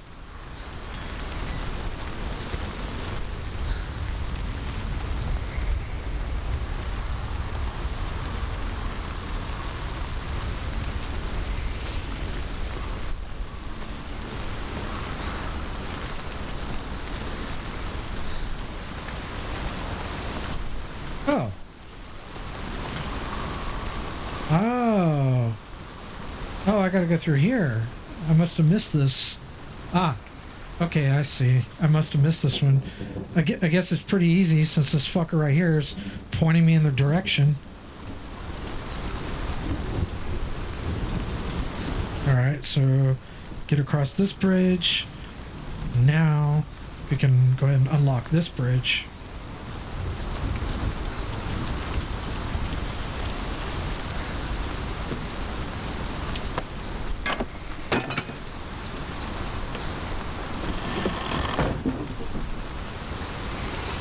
Let's go over here.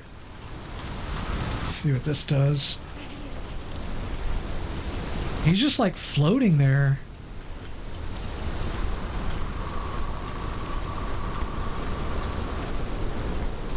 Let's open up this door.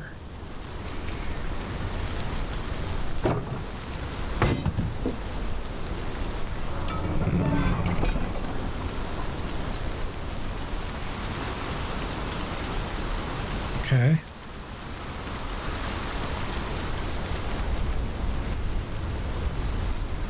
It's over here. Oh, there's another rune tablet.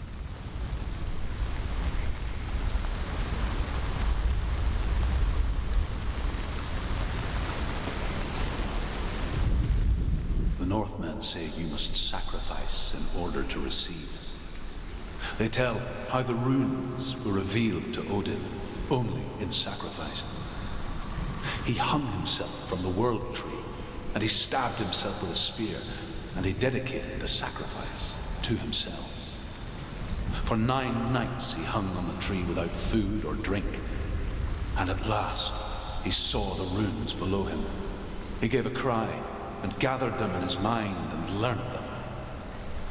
Then he fell from the tree. Wow.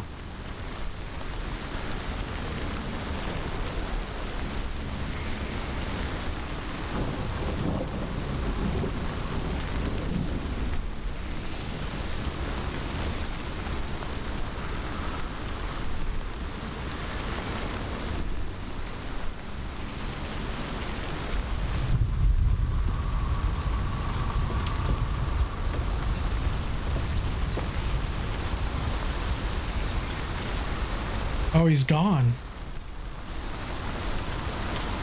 As soon as I came up here, he's fucking gone.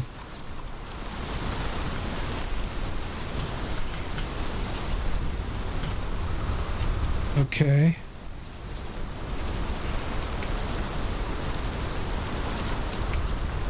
It's probably like either that wall opens up or the bridge. I don't exactly remember.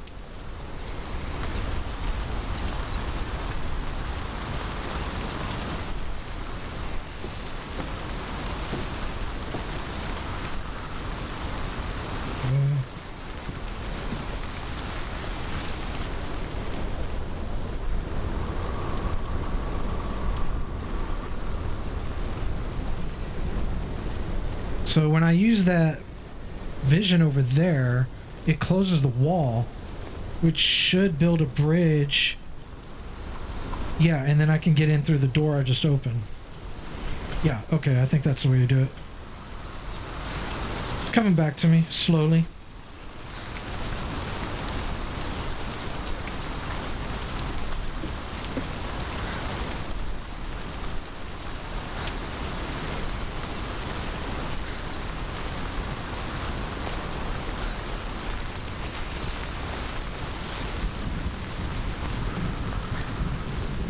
Oh, I could have just... Fuck.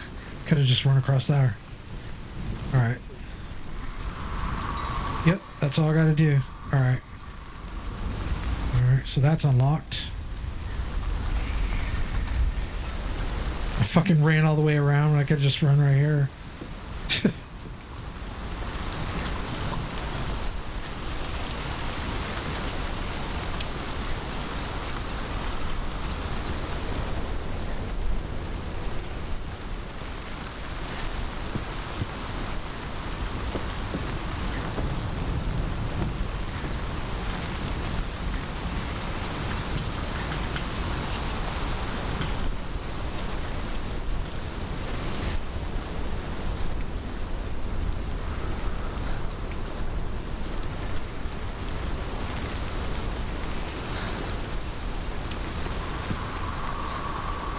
Oh, okay. This does the same thing as the other one. It eliminates The ravens. those ravens, so it should make it easier to find which one I need to align. Gosh, I didn't notice it much. Looking back, Can I go down these steps here? I was so naive. What does this to do? banish it on her own. The further she saw into the darkness, the more she struggled to see anything at all. Okay. And the glow. The smallest hints of shape, sound. I'm not going to be a dumbass this time and actually run across the right bridge. Hold on. Let me look for the ravens. Had her in its claws. Well, they're over there, so I guess I gotta go over there anyways.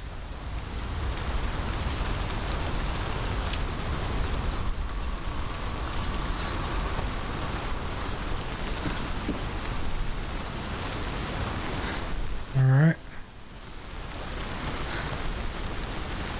Okay, I think I figured it out. Yep. This is it right here. Well, shit, that's pretty easy. You don't even have to fucking do all that.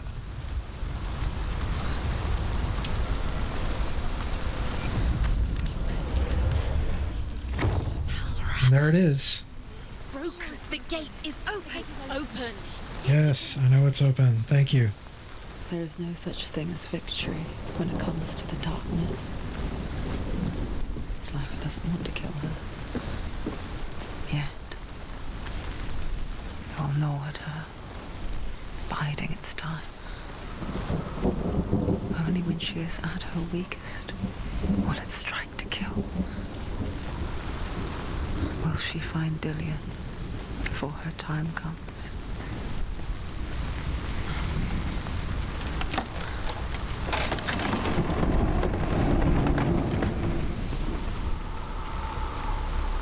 I see that motherfucker right there.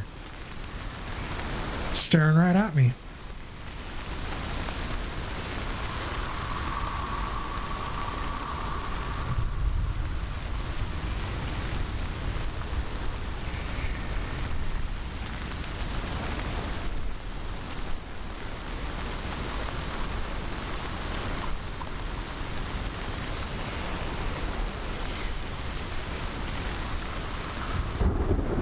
Ah, that lightning. That was a good transition.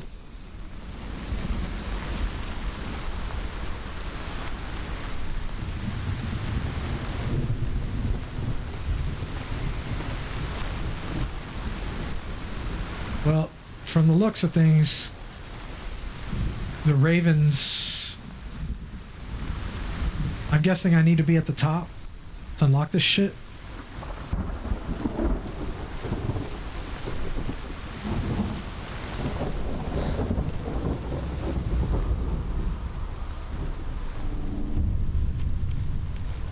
Overcome Valravan's final illusion to face him in his keep. I know you can do it, Senua. You have the sight. We both see the darkness. We can fight it together.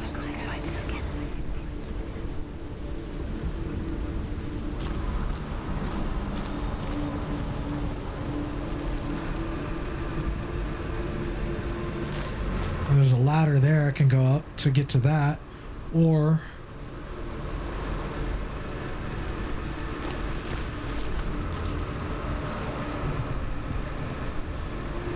let's start with this one because I can see the ladder for that and it's right there.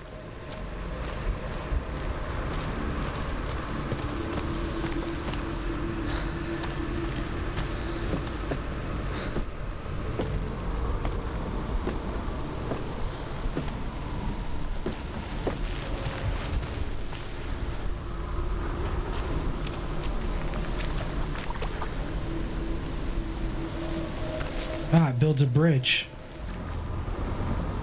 All right, cool. Okay. Got a bridge there. Speak to me, Drew. Tell me a story. Junaid! Hey, welcome, man. I will tell you. I finally got to do my VR live stream. The Northmen captured Findan's sister. How you doing, man? Sent him to pay for her release. But they took his gold, put him in chains, and held him for a day and a night without food or water. Then they released I know I'm streaming really early. I'm trying to get back on my night schedule. On his return, his My father's schedule's been all enemies screwed up, so that's why I'm streamed early His today. father burnt to death, and his brother was killed. But he escaped with sorrow in his heart. His father's enemies offered redress for his loss and invited him to a feast. It was at a hall near the sea. But when he went there, they betrayed him to the Northmen, who enslaved him and took him to hell. 6 years later, his slave masters landed on the shores of Orkney, burning all before them. And into that fire, Findan made his escape. Oh, it's 10:30 in the morning. What was Findan burnt away that day. But from the flames, Well, a new man stepped forward, and Druth was born. Druth. no worries, man. I was gonna send you a PM and let you know I was going live, but I didn't see you on, so I figured you're probably asleep. And Druth, I knew I was gonna have found I you. knew I was gonna stream early, early than what I normally do, because I prefer to stream. Prefer to stream at night for a lot of reasons. But I've been on this really weird schedule where I wake up at like 7 in the morning, and then I end up going to sleep at like midnight. And I'm used to streaming from like 8 to 5 in the morning. So not that whole time, but that's usually my window. So I'm trying to get back to that. It's kind of like jet lag. So here's something funny. So Sunday I get everything tested, everything's working. I'm like, cool, everything's working. I send you a message, yeah, I'll stream on Tuesday, because Monday I had some other stuff I needed to do. So I go to fire at the stream, everything's working except the chat. I was like, motherfucker, dude. And it's a small problem that it's fixed, but it's not fixed. So the chat will work. Basically what happens is I run a program called OVR Toolkit. And it allows basically for a chat like this to be viewed while I'm in VR, because obviously I need to be able to communicate with chat. The program is supposed to auto launch whenever I launch VR, and it today, for whatever reason, it just didn't do that, and so I had to launch it manually. It still works, it just doesn't launch automatically, so I don't know why the fuck it's doing that.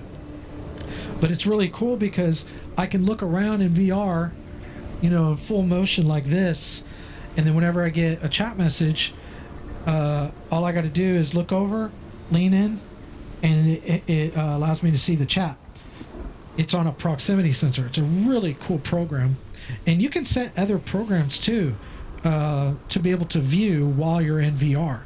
The only issue with it is it eats up a lot of system resources, so I don't really feel the need to have a bunch of other programs running, because I'm just playing the game and I run all my other stuff on my stream rig, but chat is kind of a necessity. So, but yeah, it's really cool.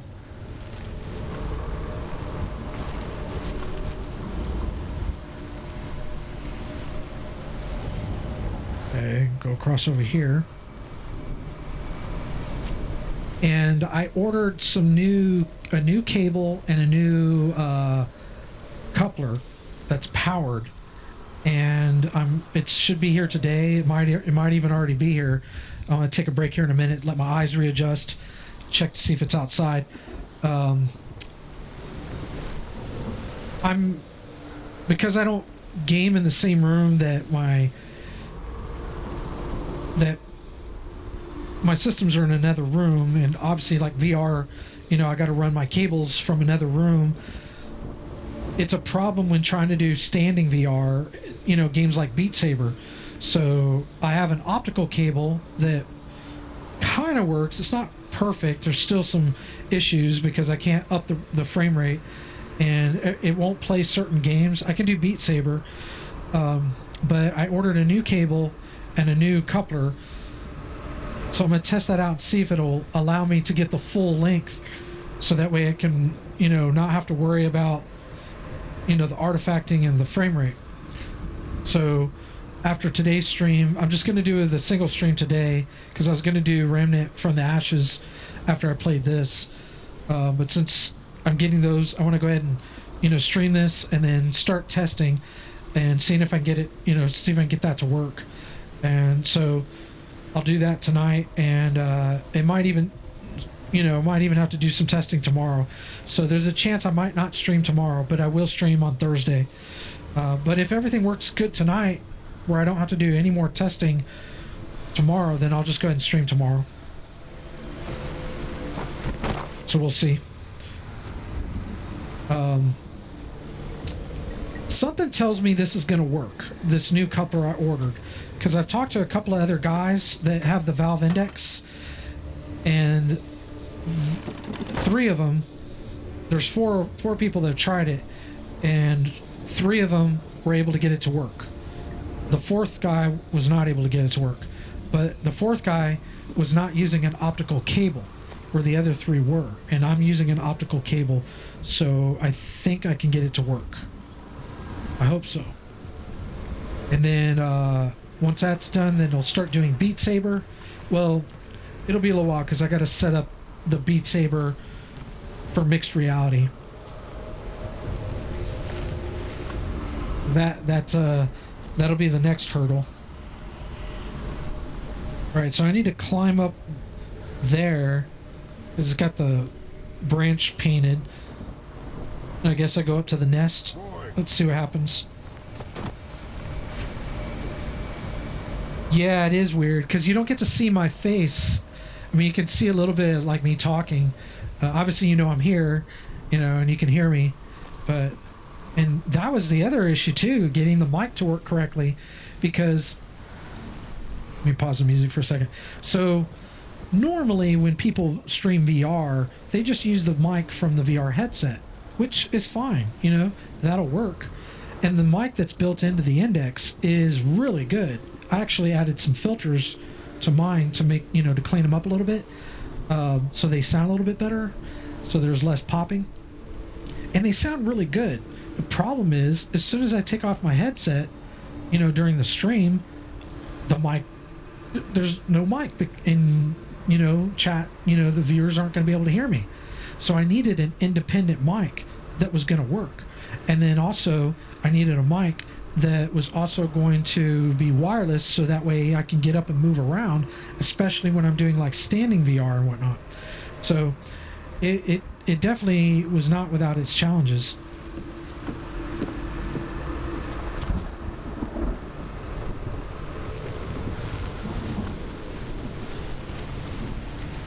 Okay, I see. I got to get up to that fucking bird's nest, and then I got to align the ravens from there. This is actually a pretty easy puzzle. Now, on the standard desktop version, you actually have to balance Senua when you're walking across this. I remember that. You don't have to do it in VR for whatever reason. They probably weren't able to get it to work correctly, so I guess they just disabled that as an option. It's really not needed. It's not like it's used that much in the game. I don't remember too many areas that actually use it.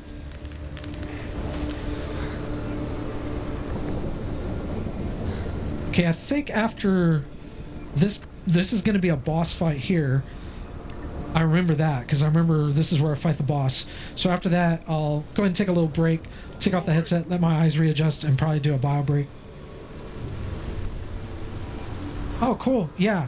Thank you. Appreciate it. Yeah, I put a lot of time and work to getting this to work.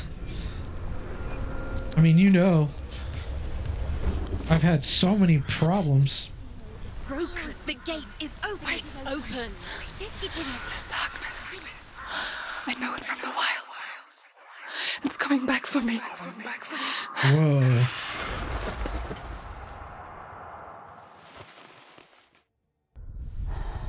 Now, some of these cutscenes are in widescreen, and some of them in full screen. You too. Where are we?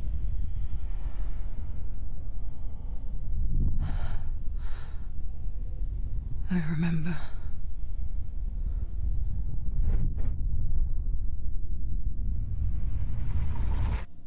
It didn't end well in the wilds. What the fuck? You think you can overcome the darkness, make sense of it. I don't remember this. Relief settles in. Strikes out of nowhere, throwing you helplessly back into the maelstrom, drowning the mind in fear, deeper, deeper, dragging you down so far into the void that maybe this time there is no coming back. But there, in the darkness, Senua, and she remembered what he told her. hear me. Reach out to me. Senua, take my iron mirror. Look into it, for it is a window into the underworld. Within, you will see the face of the darkness that you fear. And if you focus, like I have taught you to, you will also see that as much as the darkness has you trapped within its veil, it too is trapped within yours. Focus. Focus! Focus! Oh shit. Whoa. You led me to the wilds. You trapped me there. This is way different in VR. Holy shit. This is fucking cool. Whoa. She's so weak, they can see her. Okay. Let's get this on, man.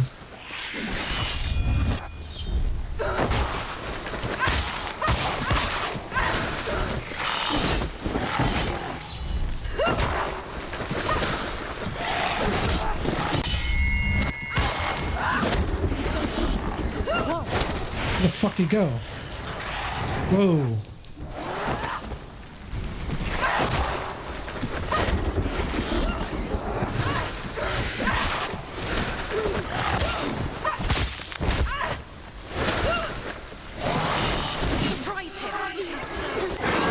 Whoa, what is that?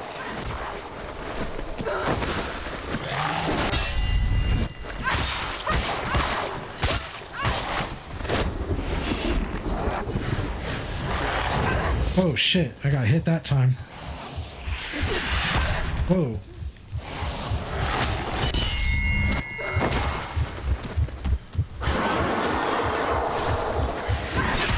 Damn it.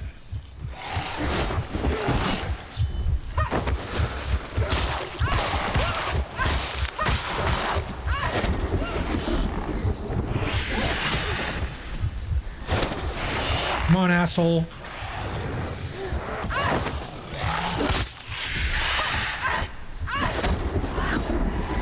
Where the fuck did he go? Oh, he's got ads. I didn't know that.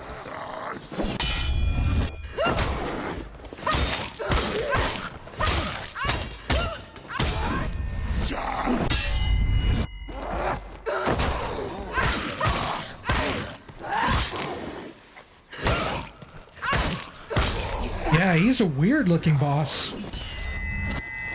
I don't remember this boss, to be honest. It's been so long since I played this game. I didn't know there were ads either. They're not, well, the boss isn't here, so I guess it's not a big deal. It's not like the boss is here and there's ads.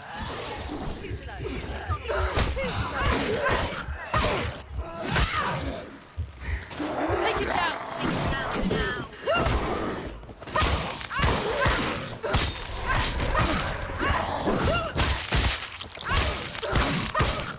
She's come this far. Keep going. Oh, there he is. I'm probably gonna use my focus. Oh, fuck yeah.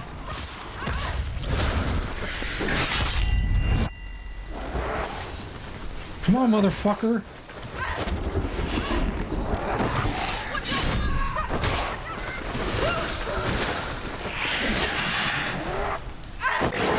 Oh, he interrupted my knee.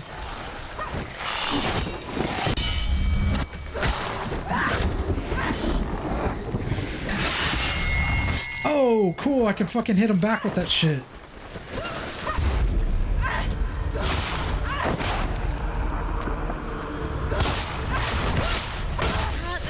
Camera got a little shifted there.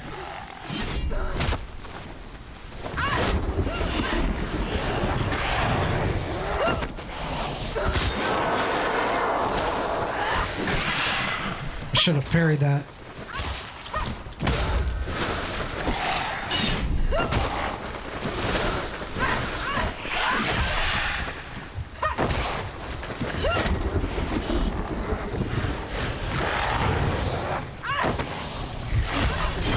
Fuck.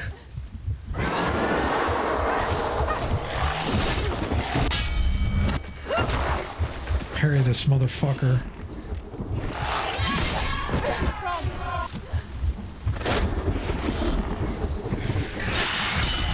Eat that, motherfucker.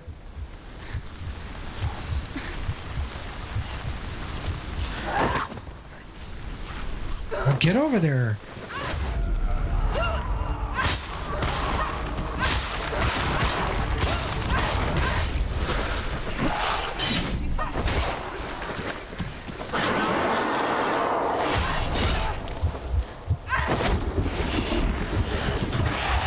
Damn it! I fucking dodged, but she didn't dodge out of the way. Get up! Oh, shit.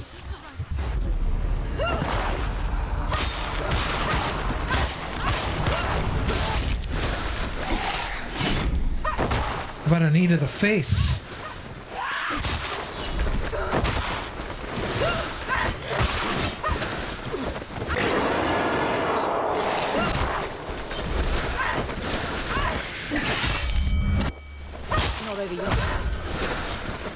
Come on, asshole.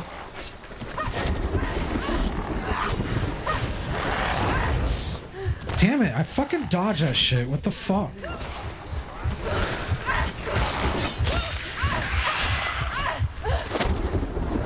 Fuck did he go?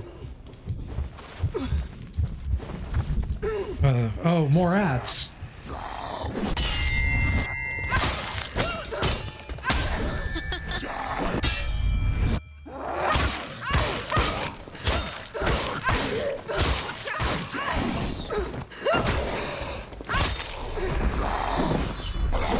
Fuck.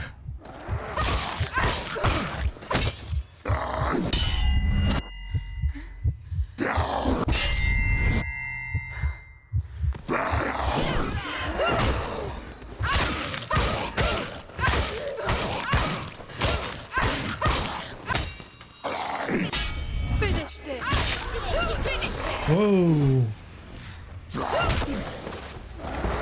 3. There's 3 now. Okay.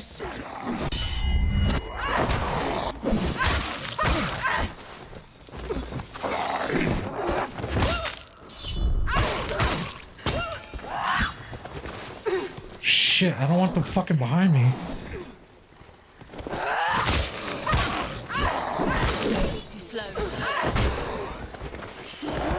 Defend yourself.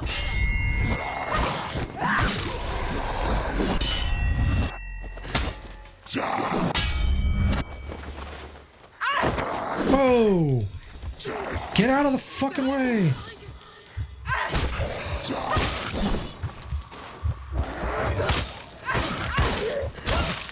Stop it.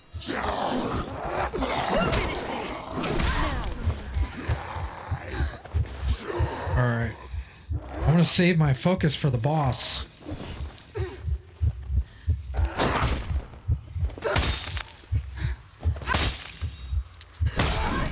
Too slow. Too slow.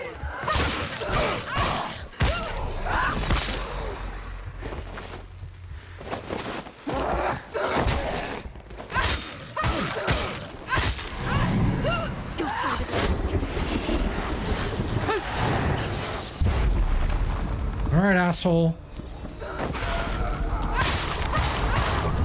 Charged up my focus just for you.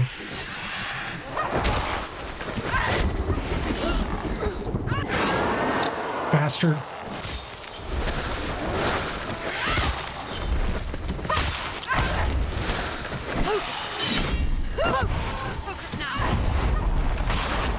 Oh, okay. You have to focus when he turns into the Wraith version. Damn it. I hit dodge. It's not fucking dodging.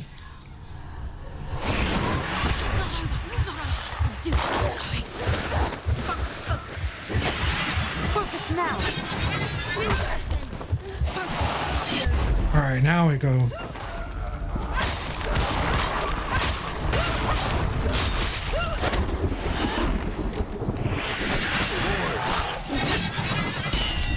Oh, yeah, it is a little bit of a long boss fight.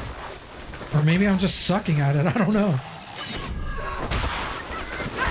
I don't remember it being this long in the first time.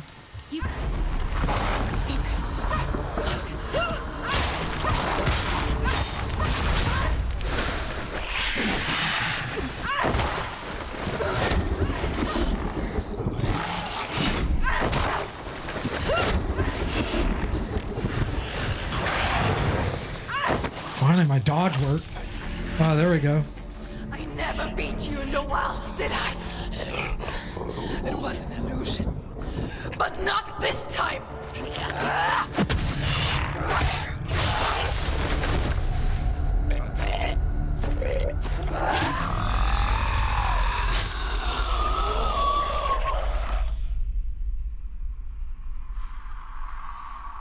The Mark of Valravan. One of the keys to the gate to Helheim. Hold it in your mind's eye. With every battle, the darkness grows stronger. Every victory bringing her closer to defeat. Unfair, isn't it? In those dark winter nights in the wilds, there were times when she considered letting go. If it weren't for Druth, a chance encounter in the wilds, she would not have heard his stories of the Northmen. And she would not have this chance to find Dillion's soul. I'm coming. I still hear you.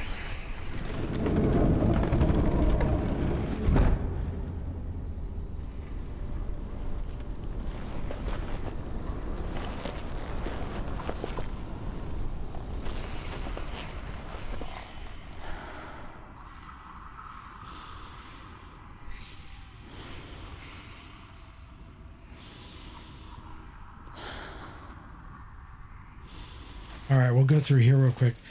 I'm going to take a break, though. My eyes readjust. Oh, we got to go back to the other... Okay, we'll get to the other door for the other boss, or the other... There is another boss, but it's... I got to go through a whole other area to get to him. She would lay in the grass and stare at the clouds. And then she saw them. Elusive. Shifting faces. After a while, she could see the faces everywhere. In the trees, the mountains, caves.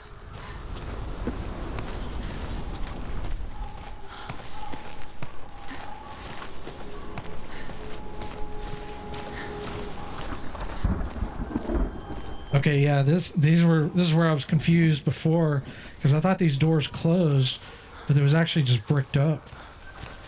I wonder, can you see the faces too? They're there, if you look for them. Oh, I don't remember this. Mother? Whoa, no, I don't want to go up. I want to go... Or do I need to go... Yeah, I need to go over here.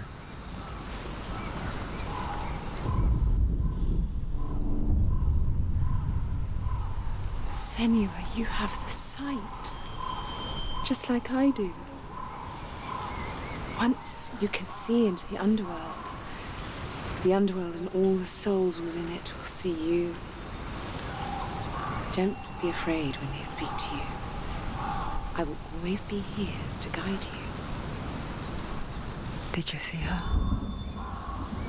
That was her mother, Galina. She was a priestess, a healer. She taught Senua to see the weave that binds the world together. And it was beautiful. It was a time before the darkness. But when it did come, it first came for her mother. Senua still sees her face from time to time, hidden in the world. Like she's still watching over. She misses her so much. I don't remember how far back I need to go. I know we need to get back to that one room, or the area where it has the two doors. The god of illusion and the god of fire.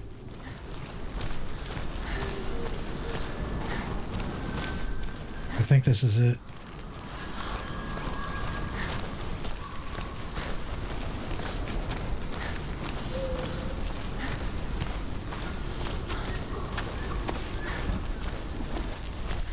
Oh shit.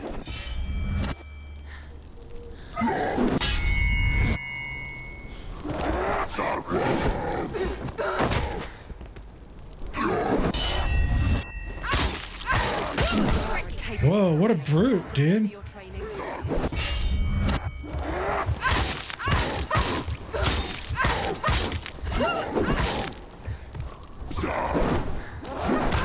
Fucking interrupted my knee. Motherfucker. She's going to die. She's injured. Not gonna make it. You can do it. You're close.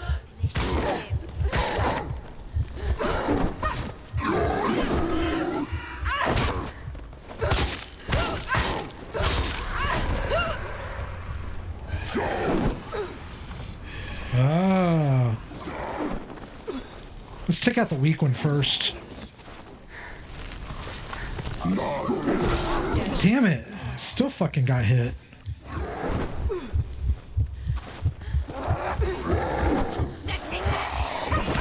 What the fuck, man? Get up quick. She's hurt.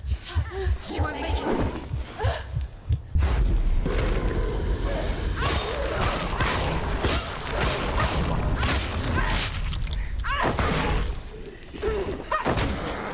Trying to position so this asshole is behind me or in front of me.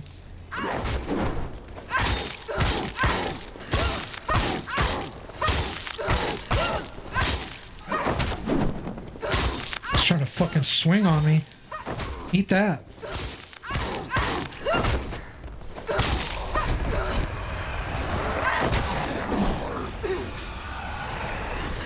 Oh, there's three. God damn it.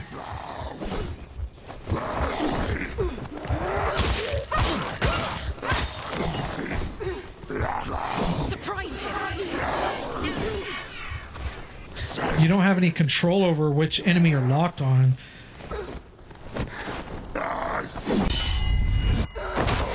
Actually, you might be able to do it with the thumbstick.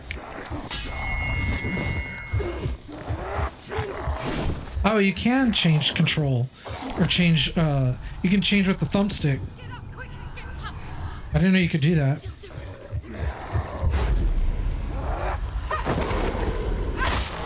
That's gonna come in handy.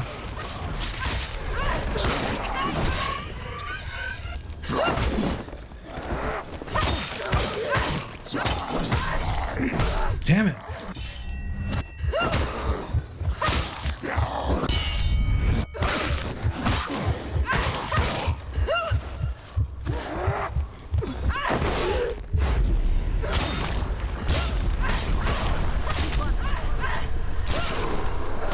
Oh shit, who's this motherfucker? He's got a fucking shield.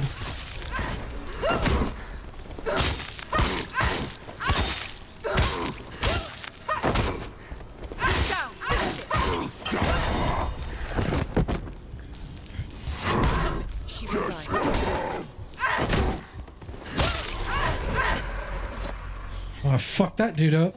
She needs to go back. She can't. It won't open. Why won't it open? Why won't it open? There's another challenge. She hasn't challenged. Alright, so this is the next one. I'm just gonna open the door and then we'll take a break. Let's be a quick break. Surt, the fire giant has answered. He comes from a land older than mankind. And the Northmen call upon his flaming sword to raise their enemies to the ground. Find him, Senua, and spill his blood. Okay. My face is gonna have welts from wearing this thing. That's why I like to take breaks.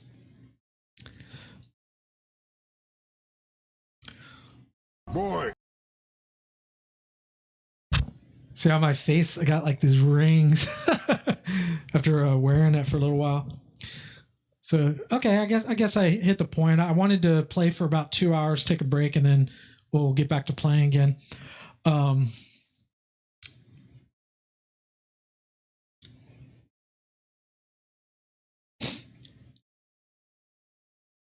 I am going to get up real quick and I'm just going to check to see if my packages are at the door. Actually, well, I need to take a bio break real quick anyways. Yeah, I don't think they're here because they usually text me.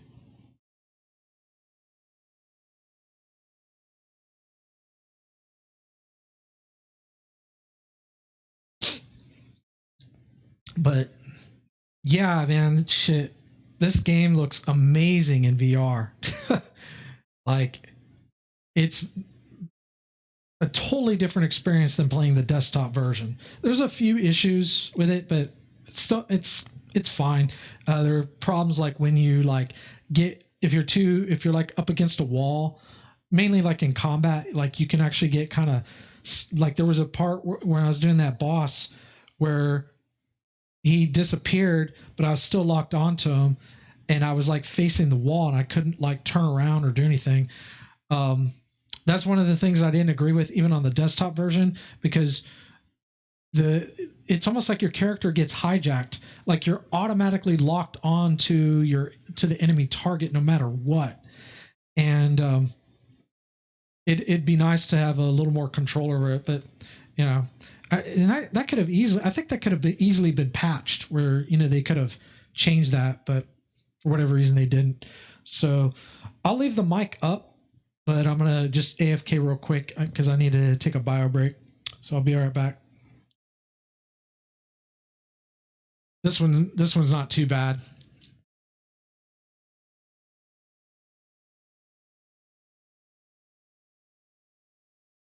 Just going to give my eyes a couple more minutes and then we'll jump back in.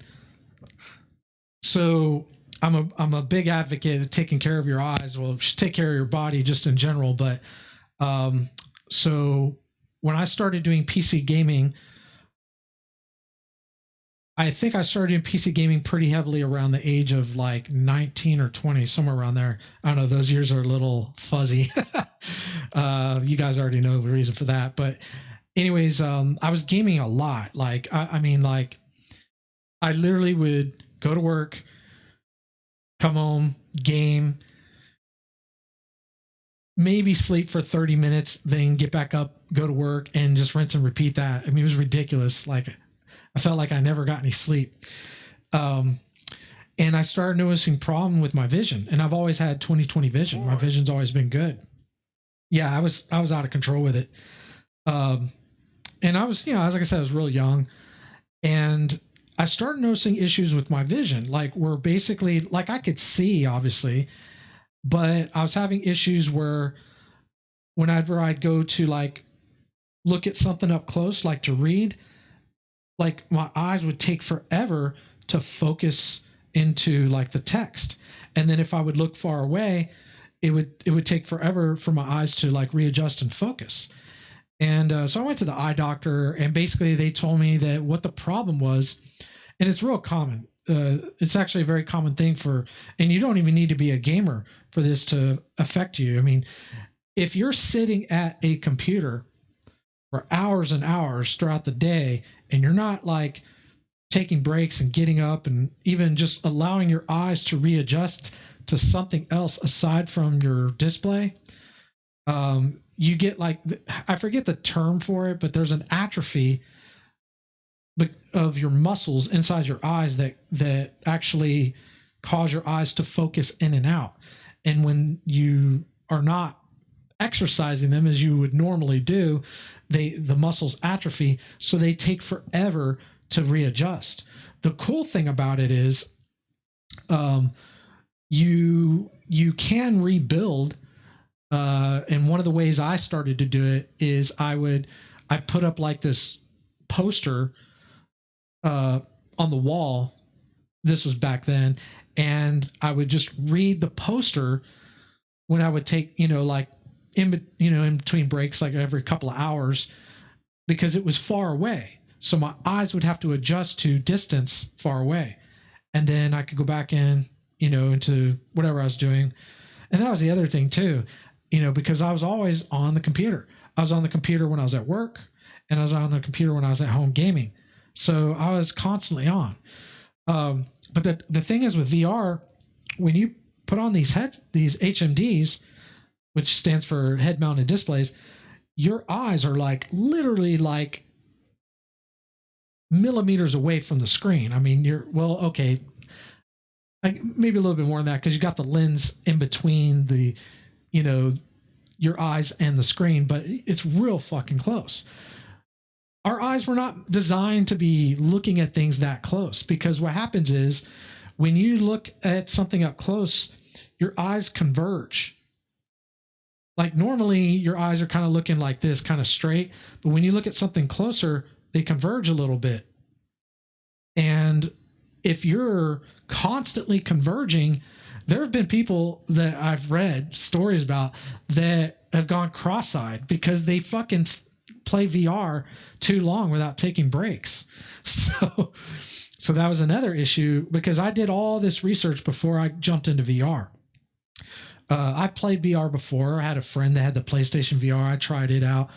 And then I tried out the Oculus at PAX.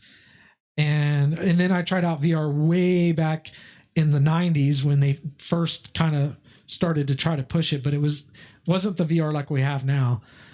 And I wanted to wait till the tech developed a little bit more.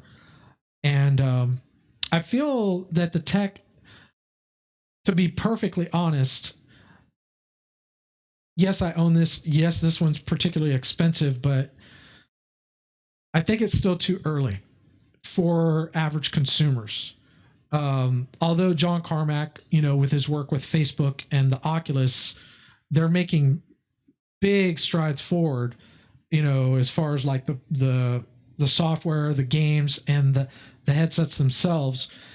And it's gotten a lot better, because I remember what it was just, 2-3 years ago and where it is now. So seeing the jump from then to now and knowing where the tech is now, I think VR will probably become a little bit more accepted and accepted to be picked up to be, I had to check my mic battery, for the general consumer. So in my opinion, for average consumers, I think it's probably going to be another 2 or 3 years because the biggest problem too is content. I mean, if you think about it, one of the biggest reasons why I never owned a console until a year ago with God of War was because of the lack of games. And pretty much because all the games that were coming out, I could play on PC. And if I have a choice, I'm playing on my PC. But once Sony did have exclusives, but they didn't have enough for me to warrant spending the money to buy the console. But last year, and I had been following the development of God of War and looking at all the other exclusives, I was like, okay, I'll go ahead and drop, $400 on a console and let's give this a shot. And I'm glad I did, because there were several exclusives that were on there that I was really happy with. And there's still some that I still haven't gotten to yet. So it's still kind of argued whether it's worth it or not. I will say this, the console games, in my opinion, are some of the best in regards to the single player side, some of the best games I've played, because I mean, when I compare like all the PC single player games that I've played versus the console, the ones that, are ported and not ported, the console games are better, but they also put a lot of money into it for the R&D. That's part of what they use to market the console. So I wish PC got as much love as the console did when it came to the games. But anyways, that's kind of where we're at with VR. There's just not enough titles to warrant spending the money for it. But that is changing. There are games to play. I don't want to say there's none. And there's more. There's one that just came out last week called Asgard's Wrath. That game is legit, and I'm buying that like next month. I can't buy it right now because I still got to figure out some other shit with my HMD before I do that. That game's amazing. It has been labeled the first true VR game, like full fleshed out game, because most of the games that have been put out have been like tech demos, except for like Beat Saber. Beat Saber is amazing. That game, that was one of the reasons why I bought this, because actually I bought the Samsung Odyssey Plus because I wanted to do Beat Saber as a live stream. So before I actually did my main gaming, like in my game room, so I could get some exercise before I actually sit down for 4 to 6, 7, or even 8 hours to game. But the problem that I was having is the HMD headset that I bought, the Odyssey Plus, is very uncomfortable to wear. The quality of the screens were good, and it plays fine, but it's just very uncomfortable to wear. And I was just like, I don't think I'm going to want to, I just didn't want to put forth the effort to live streaming with it, to setting it all up, because it just wasn't comfortable to wear. And that's unfortunately what a lot of the cheaper VR headsets are like, that are anywhere from $300 to $400 or maybe even $500. I don't want to say they're all uncomfortable. Everybody's head is going to be different as far as the shape and how it's going to, mount or whatever. But I tried on some other ones. I tried the Oculus. I found it to be uncomfortable as well. So I was just like, well, I guess I'm not going to do VR or stream it. But then the Index got launched, and all the reviews said that it was very comfortable, had a great, picture display. In the controllers, these controllers are fucking amazing. These are rock solid controllers. So I was just like, you know what? And I had an old gaming laptop that I was not using anymore. I used to use it to go watch the UFC fights at the bar, at least the ones I didn't buy. So I would take it with me to game, and the bar that I would go watch them at closed. So I was like, well, I guess I'm buying the pay-per-views. But anyways, long story short, that laptop was getting no use. So I said, I need to sell this before it depreciates to the point where I can't get any money for it. I bought it for $700. I had it for over a year, and I sold it for $500. So once I sold it, I took that money, and that's what I used to buy my Index with. Well, I started to pay some money myself, but had that not been the case, I probably wouldn't have bought the Index. So it kind of worked out. But is it overpriced? Kind of. It's a good quality HMD.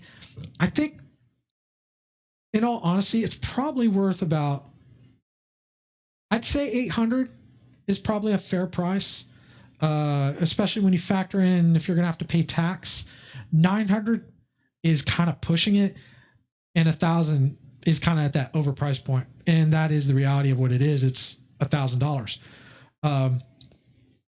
I think in order for VR to really grow and move forward, they need to improve the quality of the HMDs. they need to make them cheaper, and they need more content. Once those three things are in alignment, VR is definitely something that every gamer should try or get into.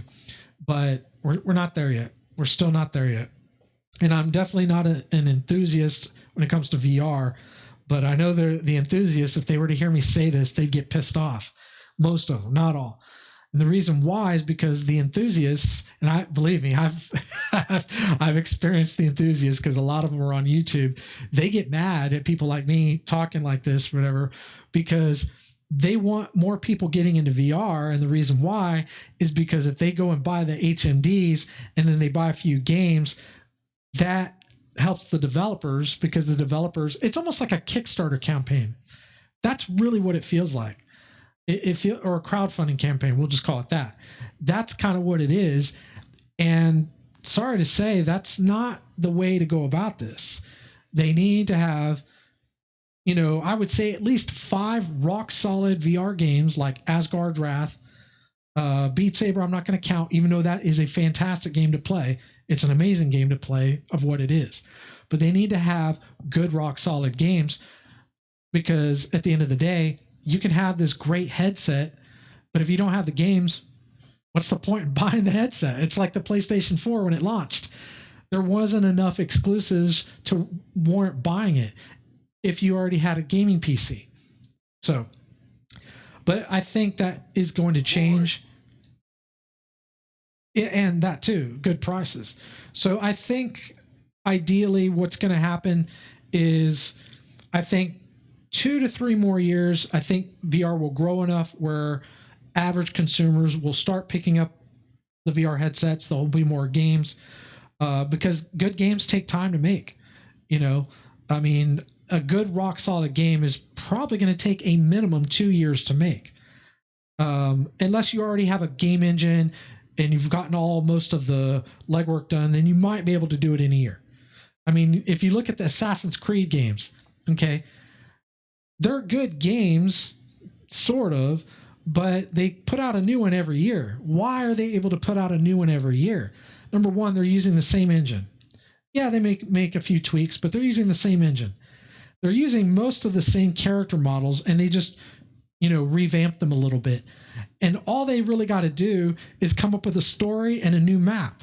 So, of course, they can put out a new game every year. But when you're building a brand new game from the ground up, that takes time. I mean, you're like I said, you're looking at a minimum 2 years, but on average, a good rock solid game is 3 to 5 years. Horizon Zero Dawn took 7 years. God of War took 5 years. Those are amazing games. Those are, in my opinion, like masterpiece games. Now, am I saying that VR games should be that way? Boy. No, they don't have to be, but they need to start pushing towards that level. Red Dead 2, yeah, it's coming to PC. I'm probably going to hold off on that. I don't want to say I'll never play it, but it's not on my radar. So this is my schedule going forward. Controllers just went out to save power. But so my schedule going forward is, hopefully I can get this done, because I'm getting those cables and adapters today. If I can get Beat Saber up and running, that's like the first goal. But continue with Remnant of the Ashes, do Hellblade, then go into Asgard's Wrath, and then in November on the 8th, Death Stranding launches. So I'm gonna play that, and then do some VR like as the first part of the stream, and then switch over to like, a game like Death Stranding, and then after that, then I'm gonna do Dark Souls 3 in December. Depending on how long Death Stranding takes to complete, I have a feeling that game is going to be a very long game, considering the development time and just how complex that game is. And I'm going to go ahead and pre-order it. I mean, I'm willing to gamble. I think it's going to be worth buying.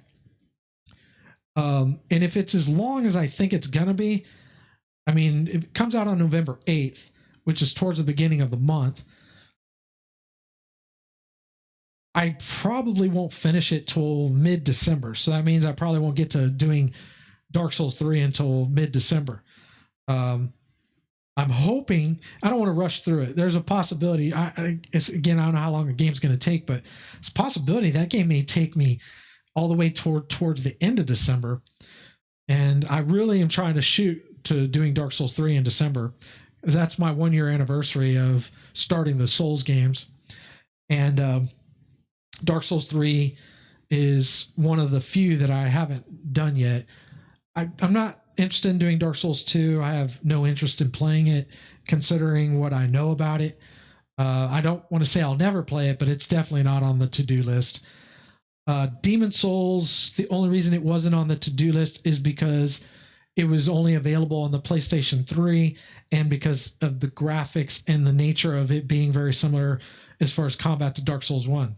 However, I've been told that the combat is actually closer and similar to Bloodborne combat, and there's an emulator now where you can play Demon Souls in 4K at 60 FPS. So I may, if I play after Dark Souls 3, if I play another Souls game before I start replaying, probably be Demon Souls with the emulator, but we'll see. So anyways, let's see if we can get back into the game here, and hopefully it didn't crash, and hopefully I don't have to like restart everything.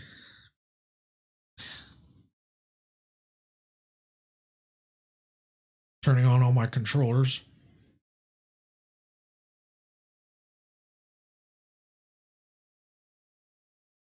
Okay, it looks like the game is still up.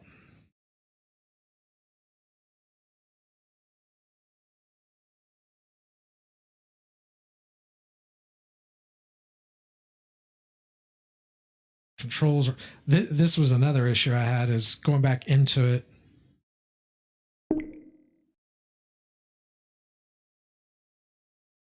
Oh, I know what I can do. Maybe.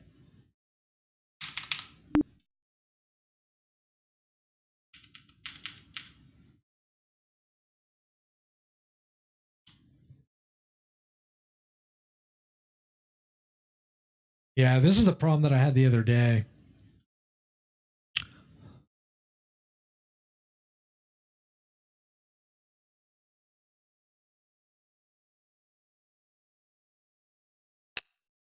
Wait a minute. There we go. Cool. I thought I was going to have to close it and restart it. I hate doing that shit. But before we do that, let me take a drink, because unfortunately I can't drink while my headset's on, because you know the way the HMD is. That's the other thing too, is there's a lot of bullshit with VR that you just kind of have to accept. You know, the fact that you're like, okay, I see what happens whenever it goes to sleep, it minimizes the game. Okay. Still kind of learning some of this shit.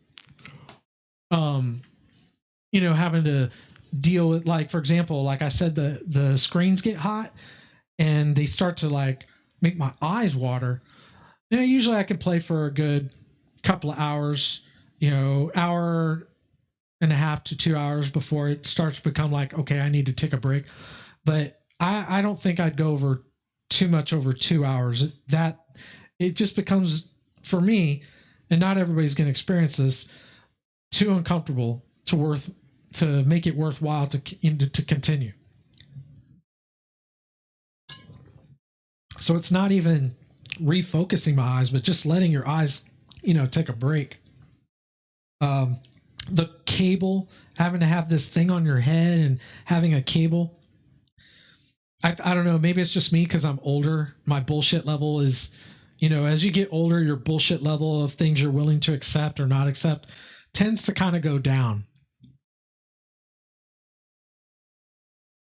I think if I was you know, maybe in my 20s, I probably wouldn't even care about shit like this. I'd probably wear it without taking a break because I'd be that fucking stupid. I know, because I was.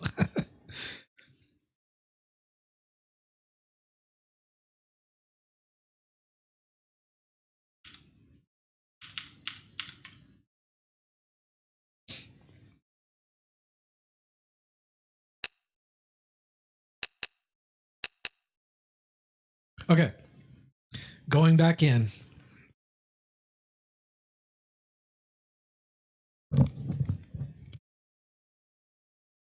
But like, even though I have said those things, this is a much better headset as far as how comfortable it is compared to my Odyssey Plus. My Odyssey Plus was. I almost wish now I just returned the damn thing. She found the wretched old fool on her way. All right, here we go. Wilds.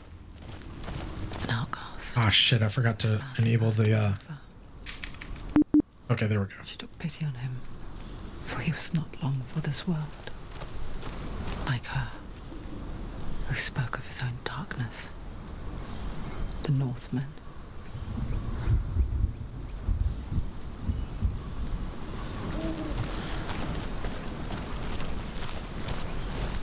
Look at that, there's another face right there. I wonder if it's her mother again. See if she has anything to say.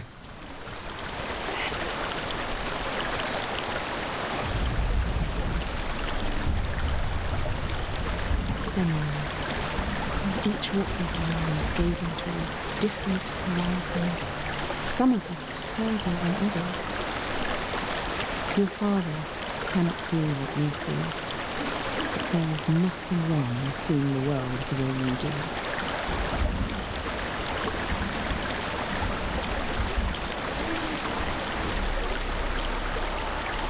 I don't know if you guys were even able to make out the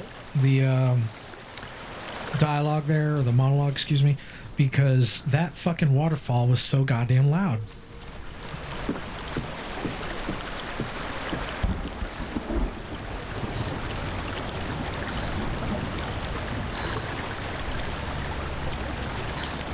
See all the ash floating around from the fire god? He's burning shit up.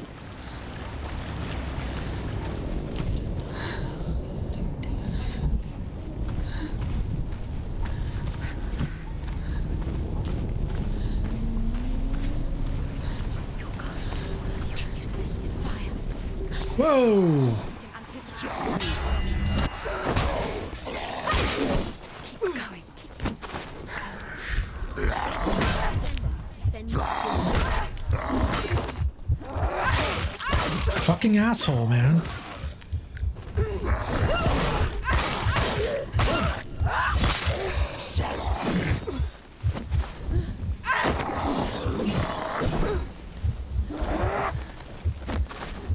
Oh, I just noticed something. When you change targets, it highlights the blood.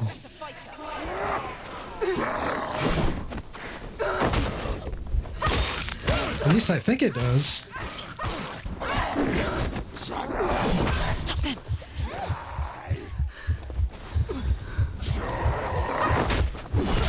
Fuck.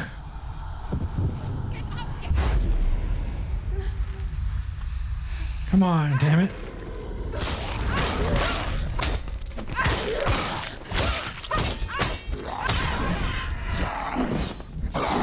Shit. Fucking back off. She's so weak. She's so weak. They can see you're weak.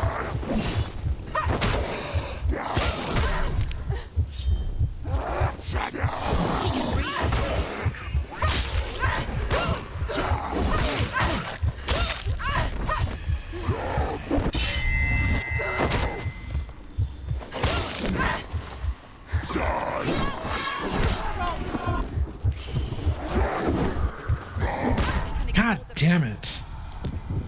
Quickly get up! She's injured. She can still do it.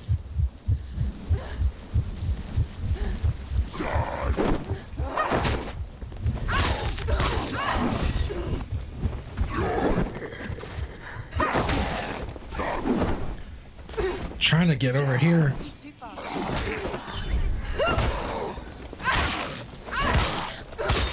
Like, positioning these fuckers is a little bit of a challenge. The combat's easy. It's the positioning.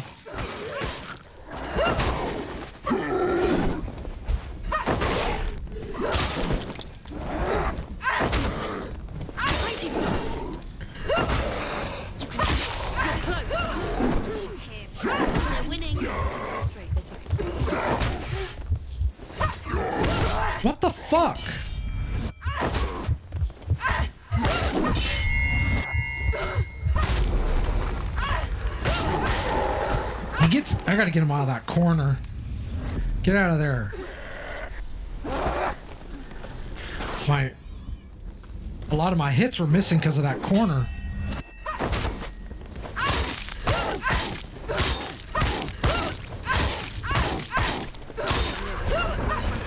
What the fuck is this?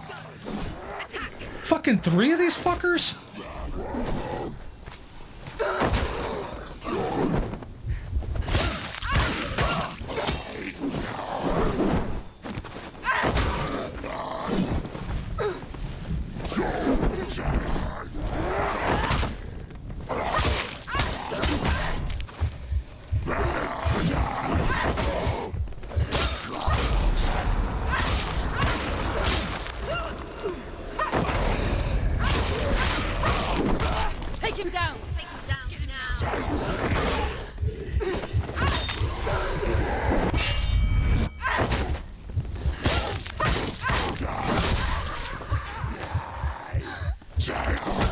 God damn it. She's going to die. She's hurt. She's injured. She won't make it.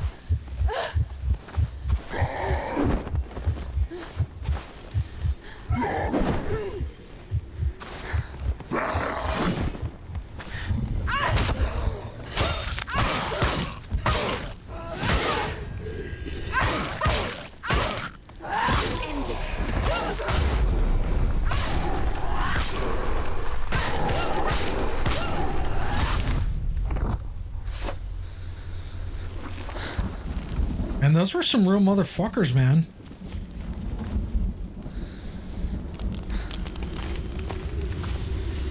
My fucking camera shifted a little bit. Maybe I'm too far back. There we go. Let's try this again.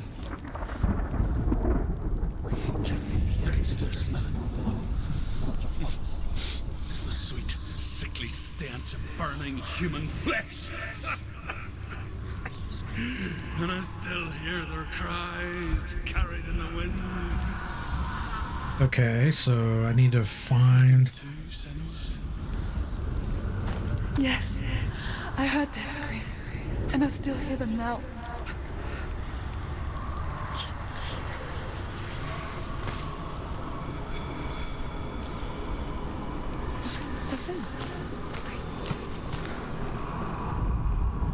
So I need to find these shapes.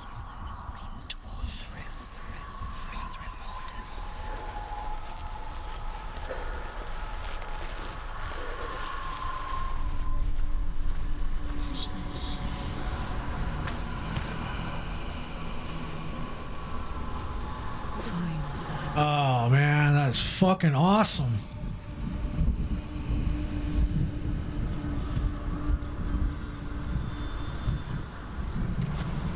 Are they screaming? What's up here?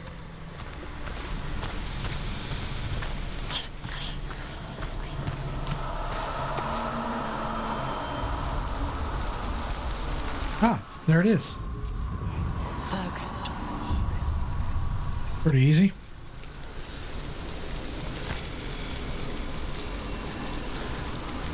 Okay.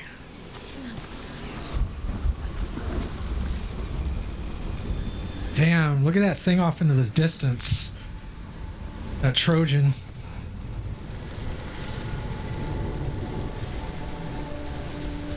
That tower over there. Fucking mountains look awesome.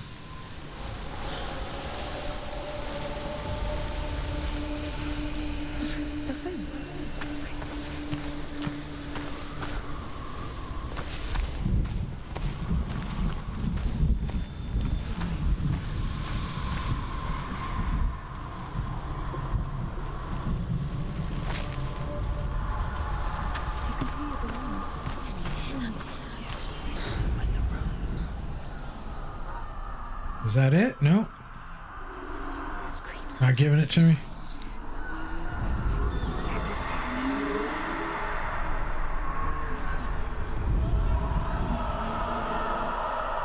Nope. It's not it.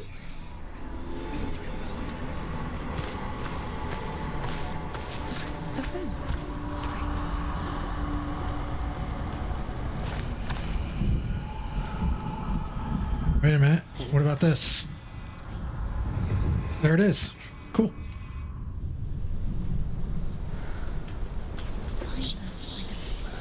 The path to Helheim is sealed to the living, but you already walk amongst the dead. Look towards the gate, and you will see that it has opened.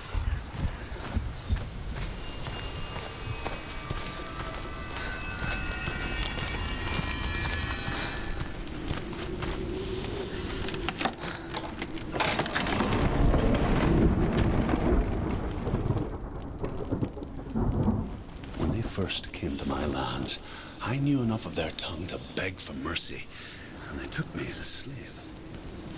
I wish now that they had slaughtered me like the others. I rode their storm of fire, death, slavery to many lands. This darkness you speak of, I know it well. And I'm still here to fight it.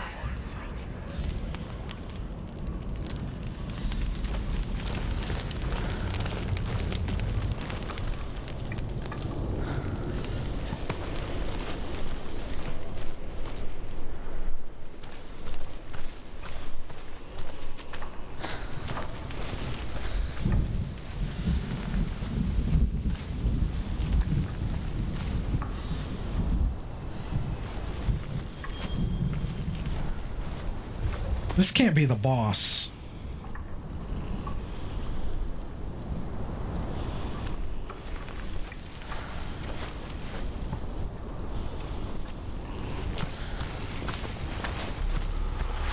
Oh shit. Fucker. Fuck you too, dude.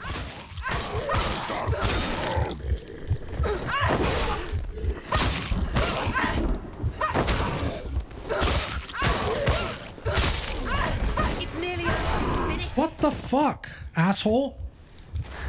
Come this far. Keep going. What? Two of these motherfuckers, dude. Bunch of brutes.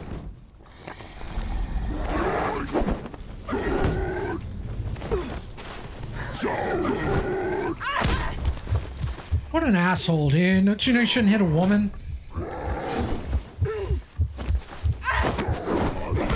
God damn it. Get up quick.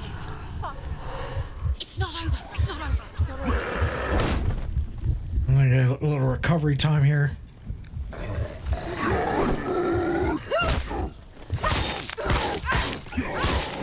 Ooh, that was close.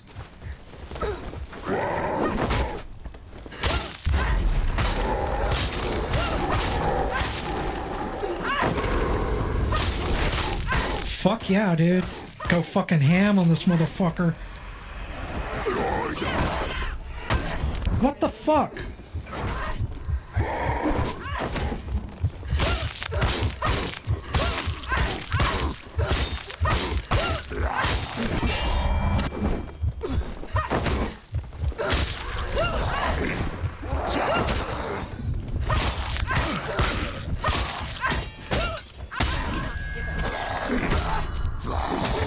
Oh, come on. You motherfucker.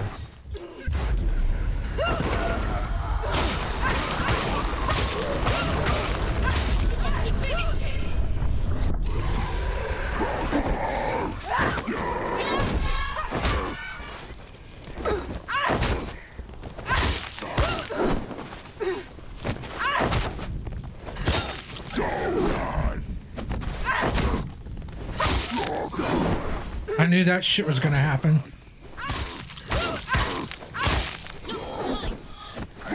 God damn it.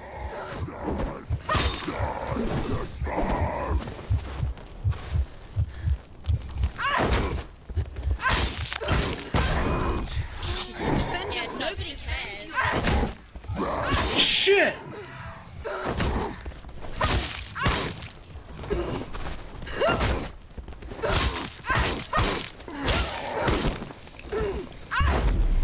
Oh, that was fucking awesome.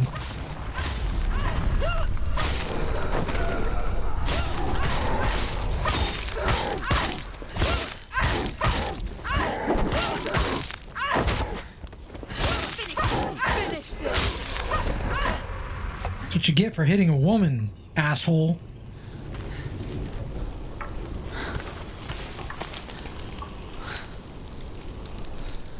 Alright, what the fuck do I do now?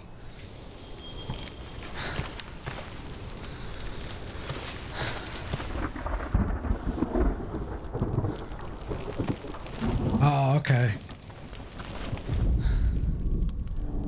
When you see a fire gate of Surt, know that only a sacrifice will stoke the fires of Muspel and let the dead walk through.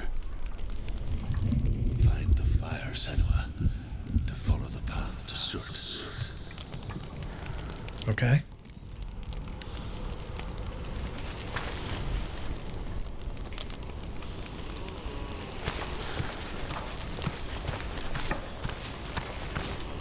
Oh, okay.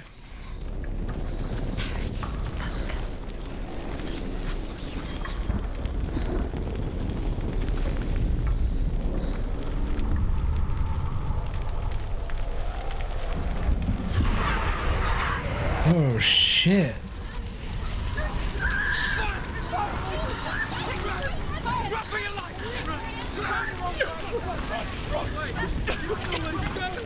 What the fuck?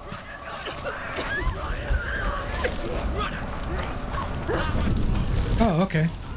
Go through here? Hell will not give you the answers you want, Oh. but you mustn't look away from the horrors it does offer. Because you cannot overcome suffering if you refuse to look at it.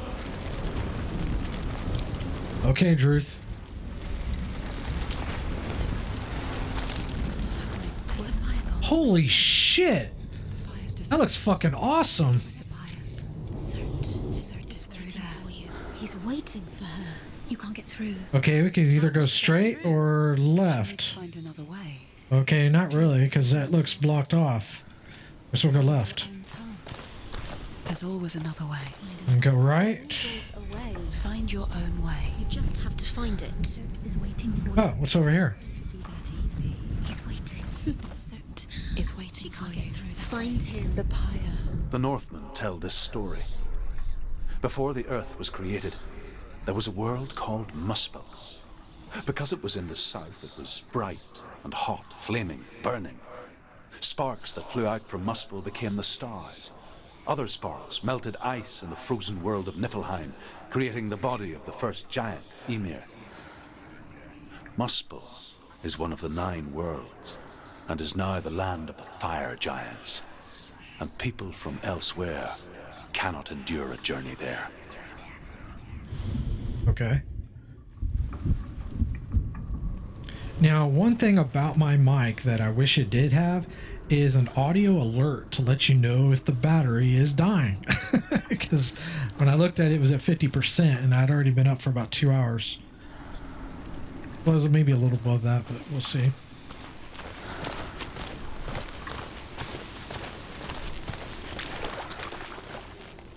Oh. I just thought of something.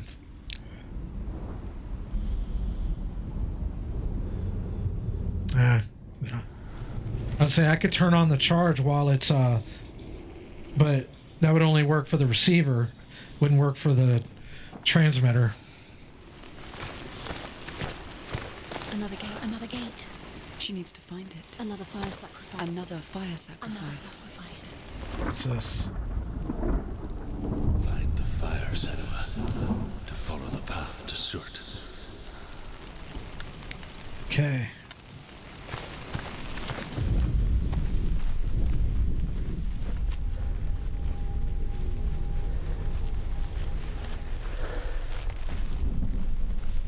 It's too far. She'll never find it. She'll never make her way back. She needs to remember the way back. What happens when she finds it? Remember. Everything will burn. Concentrate on where you're going. She needs to remember the path. Everything will burn, then how will she find the way back? She won't. What's over here? Be able to tell.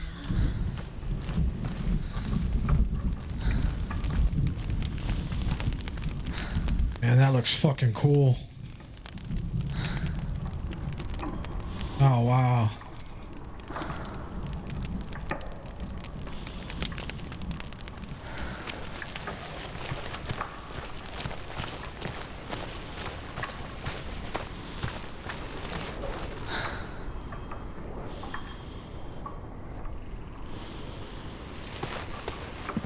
The Northmen made fire sacrifices, burning slaves like me to reveal the path to Surt. I searched for meaning in their suffering, in their eyes. The fire in this game looks really good. Like helpless pigs.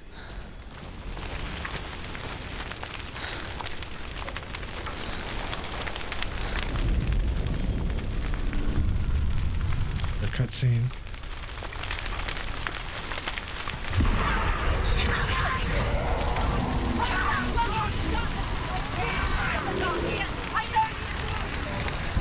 Oh wow. Holy shit. What the fuck is this?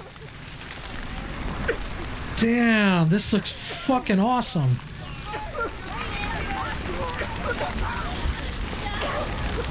The fuck am I supposed to do?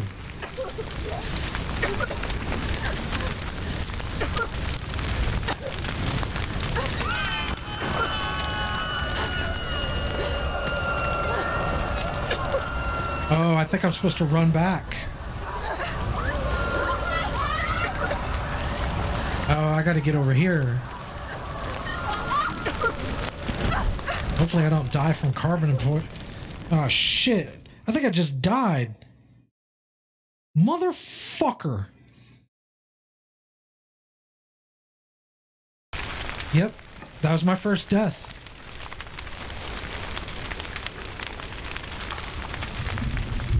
Alright, I gotta hurry. As soon as this thing fucking plays out, I can't be looking around.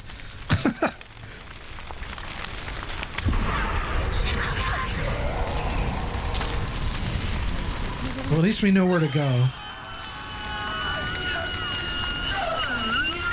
Move your ass.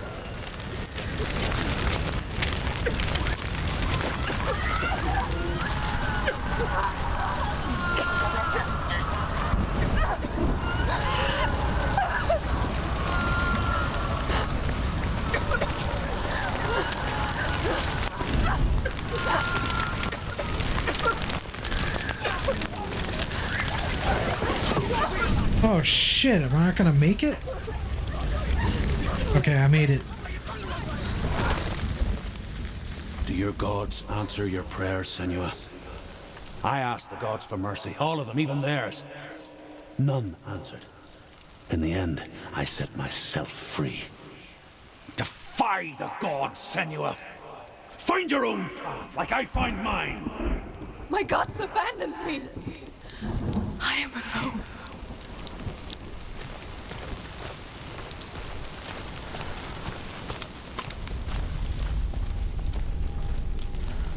Okay, that's the next one. Oh, okay, we need to unlock this shit.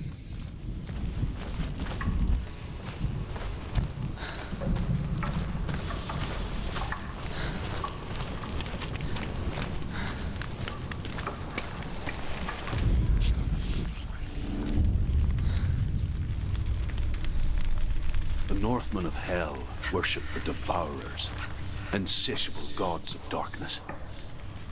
I come from Erin, Senua, where I once followed my own gods, the Tuatha De Danann. Oh, I think I see this one already. Gods.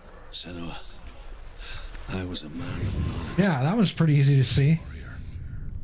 To survive With this one, I don't know. bad things.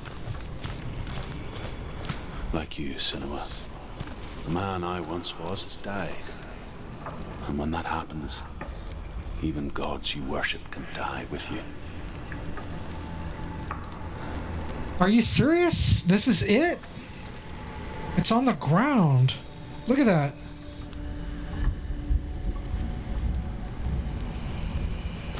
I honestly forgot about that, but at least we found it. Let's get this rune. The Northmen believe that the world will be destroyed someday. They call it Ragnarok, the destiny of the gods. Asgard will be attacked by Surt and the fire giants. A monstrous wolf will swallow the sun, and the gods will fight in vain against their enemies. There is nothing they can do to prevent it, but Odin ever seeks knowledge and magic, hoping hoping to find a way to postpone that dark day. Okay.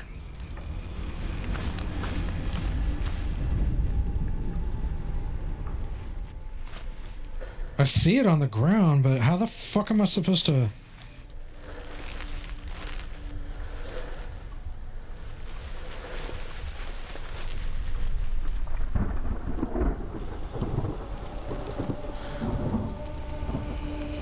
How the fuck am I supposed to fucking do that? I'd have to be like way up in the fucking air.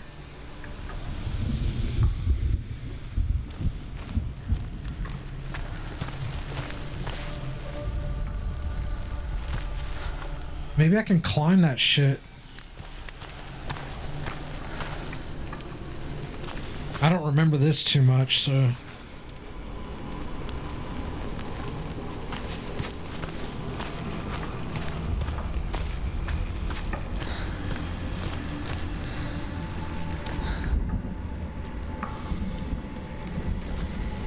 I was worried about to get ambushed or some shit. No. Was there anything over here?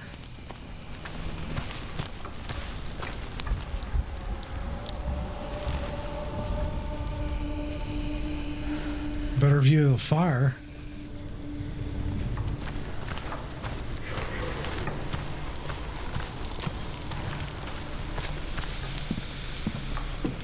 Oh, okay. This should work. Yeah, I should be able to do it from up here.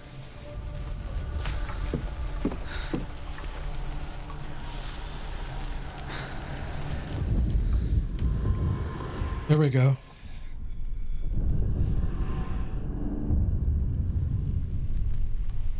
Alright, let's go see if we can unlock this shit.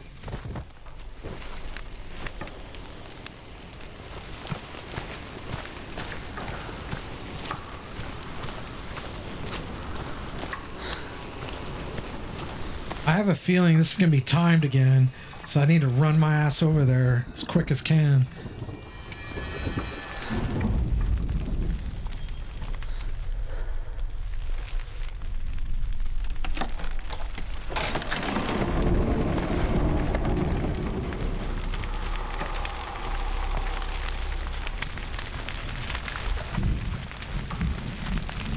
Damn, dude, this reminds me of Pompeii, dude.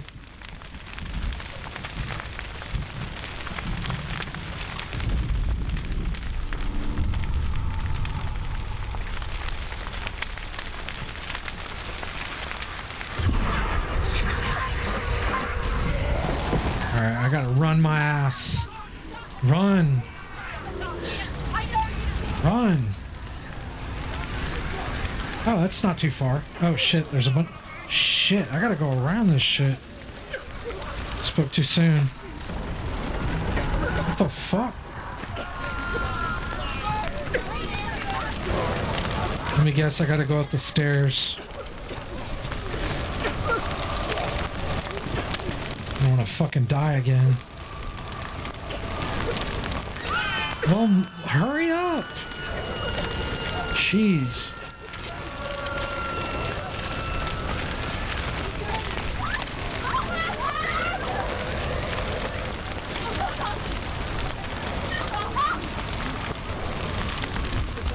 Hurry up. Let's move it.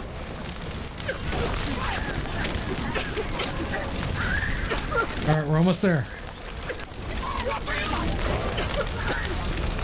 Oh, we got some assholes to deal with.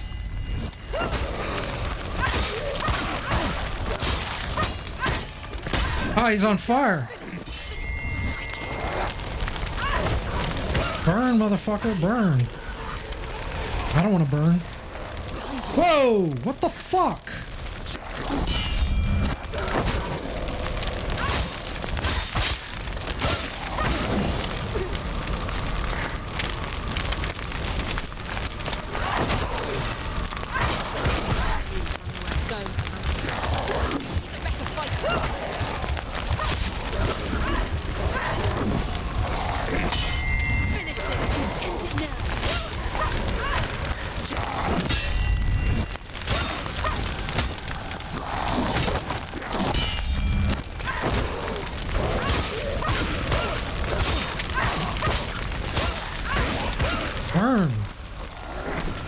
fucking burn your shit up.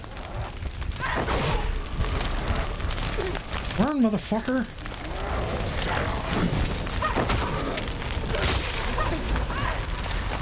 Alright, here we go.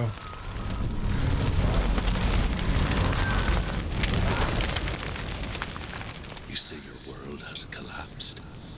Good. Let it collapse. And have the courage to shed your tears. Raise your world to the pride! My world is dead. Only then, as with a newborn, will you see the world anew. No, I see nothing now.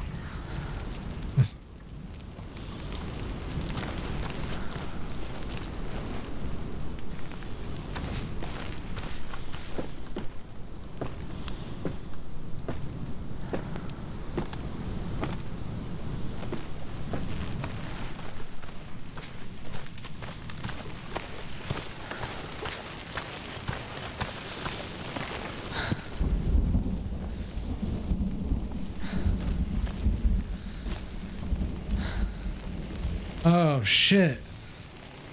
I gotta go up there. Where the big bonfire is. I gotta get these fucking runes. The fuck was that? Look at that shit.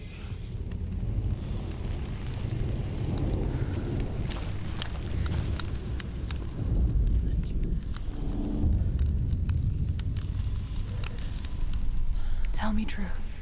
How did you... Okay, we gotta find these motherfuckers. Once I found my purpose, I was no longer enslaved to the suffering I had to endure to reach it.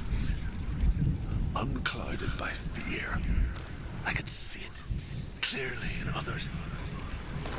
Even my captors feared the fire of Surt. And so, during one raid, I took my chance and ran. Oh, well that one's real easy. Look at that. It's right there. The fool ran into the fire. They left me for dead. Alright, two more. Right. But here I am. Free.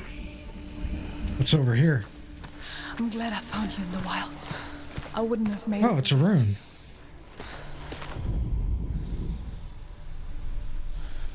The sons of Muspel will travel to battle in the ship called Naglfar, the corpse ship.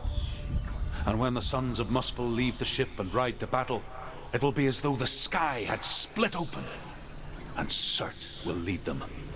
Wherever he goes, flame will erupt before him, and fires will burn behind him. Okay.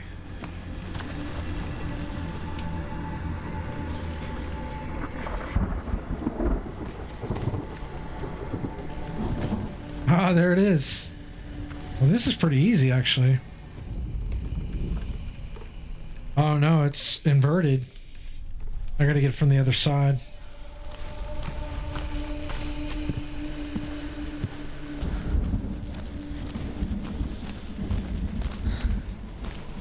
Honestly, don't remember this shit. Okay, one more. Oh, okay, I can unlock the store now.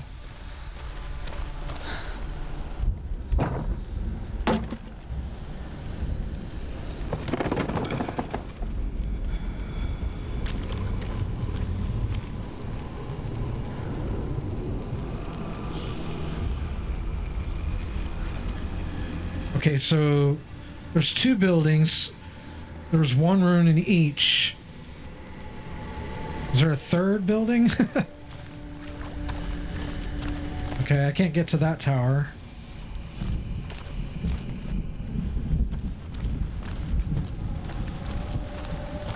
Can I get to this tower? Maybe up here? I guess this could be considered a third building structure, whatever.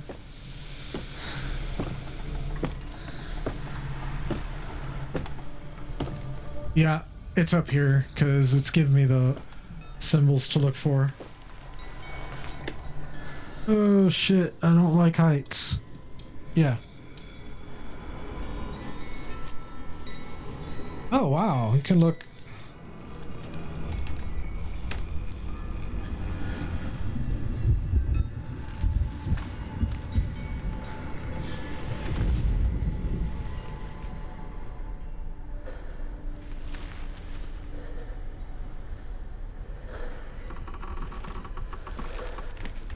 Are you serious? Is that it?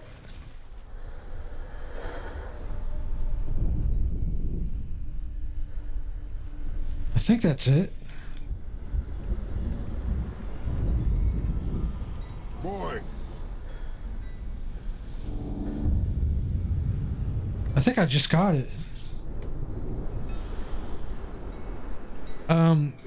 Well, it is Norse mythology, Janaid, and so that could be part of the reason why. Oh, there's some news about the PlayStation 5. So, obviously, you may already know, but PlayStation 5 will be launching 2020 Christmas holiday, and their God of War 5, which will be like God of War 2 of the reboot, is going to be one of the launch exclusives, and Horizon Zero Dawn is also going to be a launch exclusive.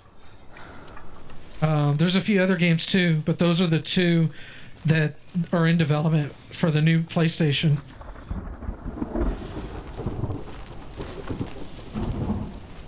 I would never order a console or pre-order a console, but I may do that.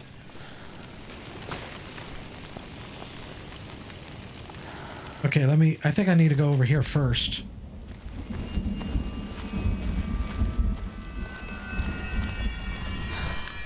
By the way, the snapping that you see when I look around, it basically, I'll just hit a button to re-snap it in my point of view. It's not stuttering or anything like that. In case you're wondering, because on a normal gameplay, you wouldn't have that. I can survive the fire of certain and escape my darkness. All right, let's see what happens here. So can you. It's probably timed again. I probably got to run my ass up there. I wonder if there's going to be more enemies that I have to fight. All right, fuck it. Let's go. Let's do this shit. I'm running. I'm getting fucked up.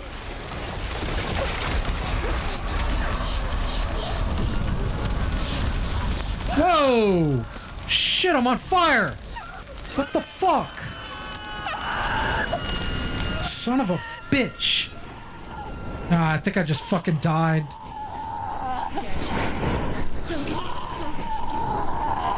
She's dying. Oh, fuck, I gotta do this shit again. Wait a minute. Maybe not. Yeah, I just fucking died. Fuck.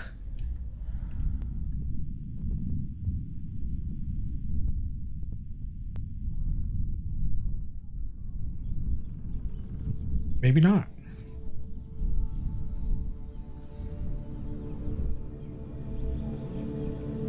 I'm sorry.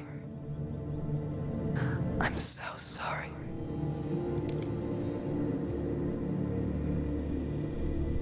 This darkness takes everything. Everyone. Senua, are you sure you want to do this? We can fight this together, side by side. We always do. This is my battle. I have to face it alone, away from you. Where will you go? I don't know. For how long? I don't know.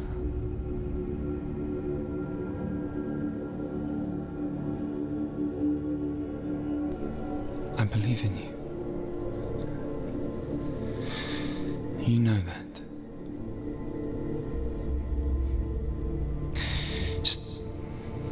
Just promise me that you will come back to me. I want you to say it want you to say it.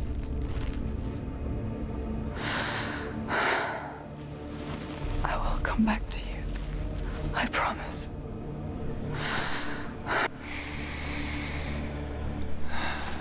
Come on.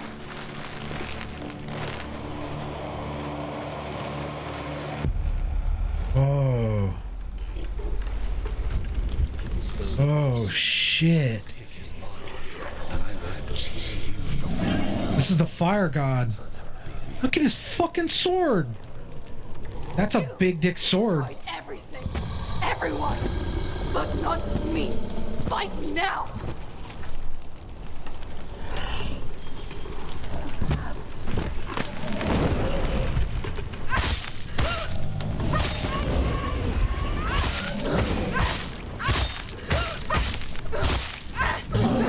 What the fuck?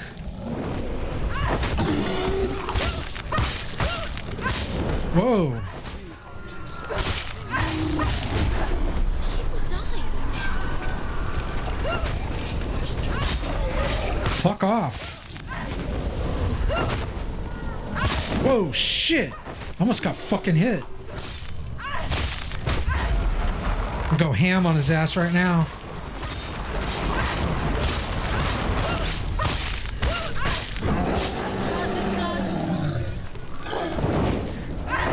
Whoa! Well, he fucking got me there. I'm trying.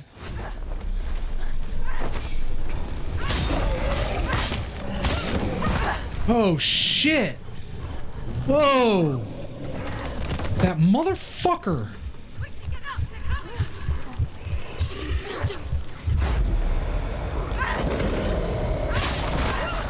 That fucker kicked me.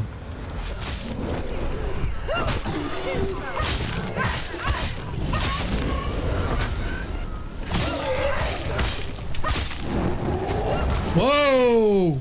He's on fire.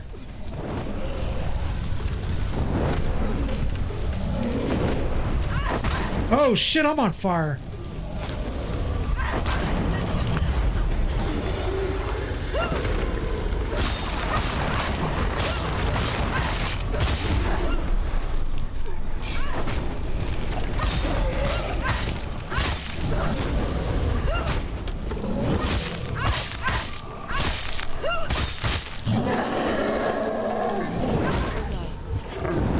God damn it!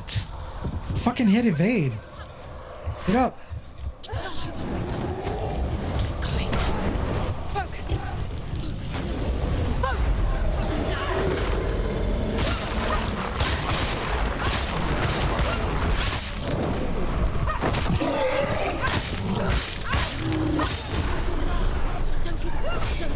I can't focus. I don't have focus. I have to charge it.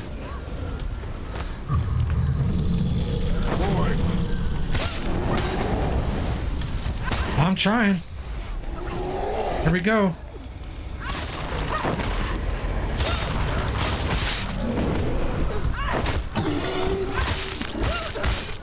Fucking go ham on his ass. He's on fire again. Oh no.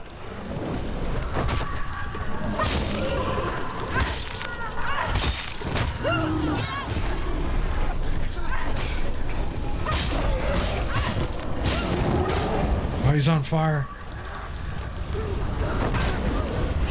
Here we go.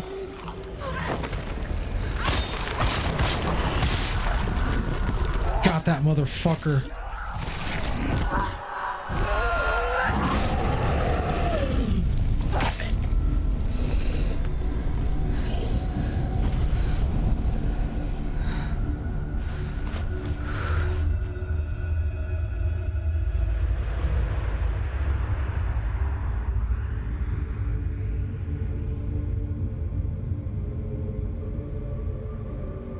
For every battle won, a greater battle takes its place. And so it goes. Until we fall. Truth. And in the end, we all fall.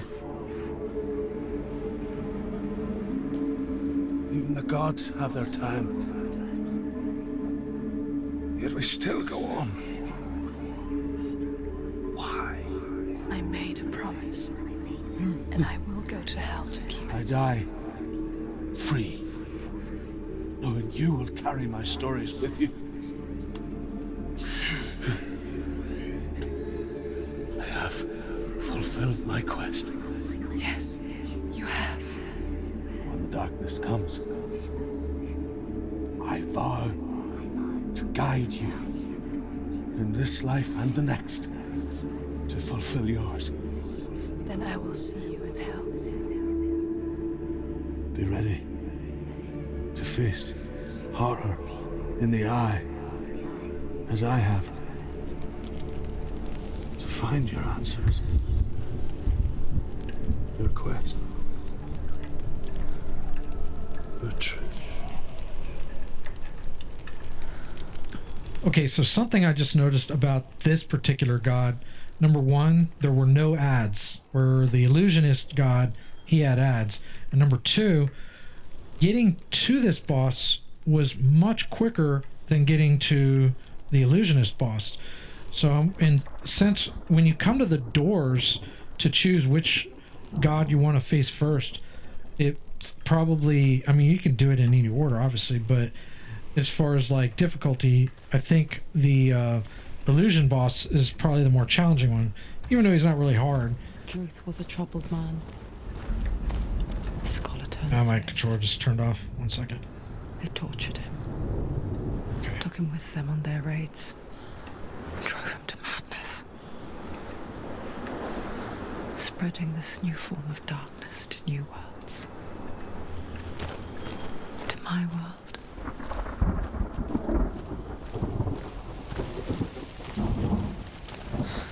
I don't know if I'm supposed to go this way. Is it this way?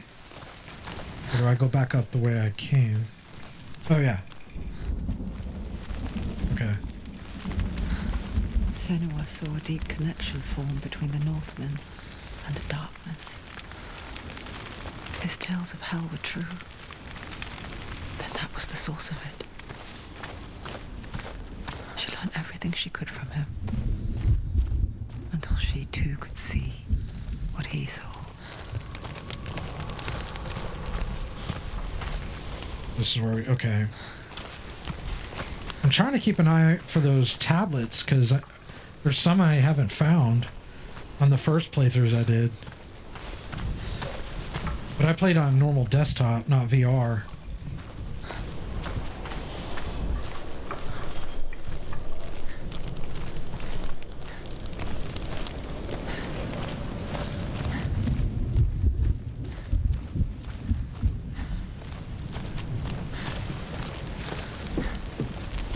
Have you ever died before?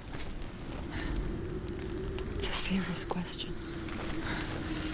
That Trojan horse looks fucking awesome. Shattered. You simply cease to be. Though it may not seem that way to others, you know when it is. I went up here, right? I think I did. You can feel it. Yeah, that's why okay, so it's not up there. In your own body. Pretty sure this whole area is clear.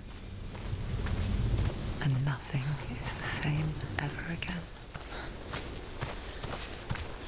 Senua has died.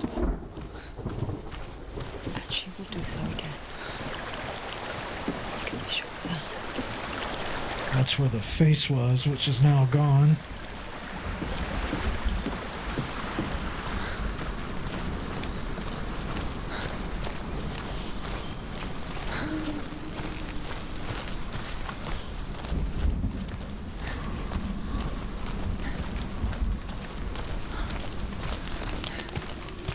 Now, last time I came in here, there were enemies.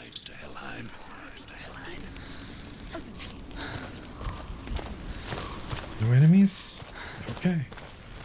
Come up to the door. See if we can cross this shit.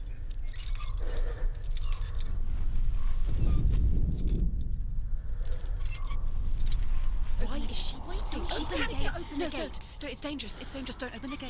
Don't. She's done it.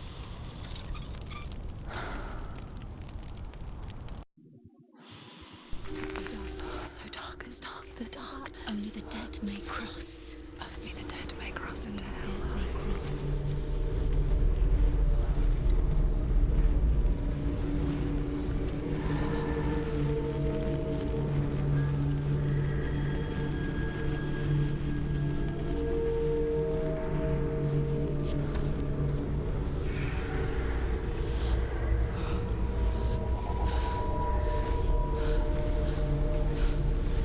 Truth? Anyone? There is no one here but me. Not you. Did you think that I would let you go? That you lost me back in the wilds?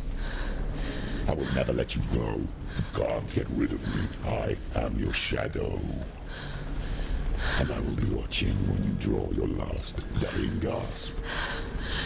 I'm not ready to die. You will be when you see what they did to your dear beloved.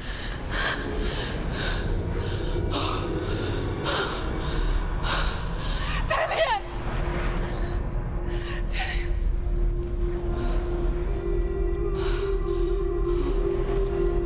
In this waking nightmare, where all dreams come true, you searched for control, a way to pull through. When you were in love, you left him in tears, to smother your furies and banish your fears. But in darkness they came, through stormy black seas they raided these shores. Do you still hear his screams? And now that you're home, he's so far away. They've taken his soul. To these gods you cannot pray. Oh, wow. They can break you, but not your promise. Even death won't keep you apart. Through his darkness you will find him. In your sword still beats a heart. You fought for love unspoilt by your darkness within. You fought for your dreams. Now there's no way to win. In the head of his corpse lies the seat of his soul. So you must carry his vessel to bring him back home. Kill that! You did this! You did this! No!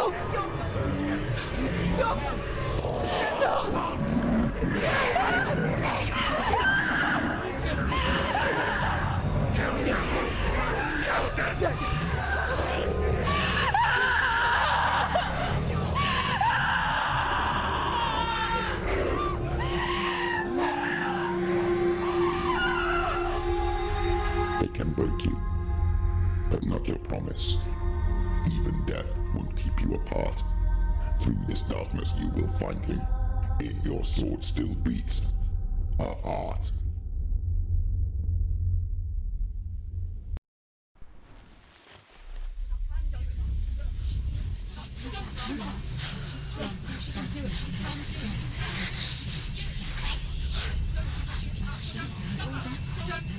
The darkness touched you. Everyone could see it in the hollows of your eyes. A gaze averted from life. You ran from it but brought it nearer, led it to him. An endless suffering, worse than death.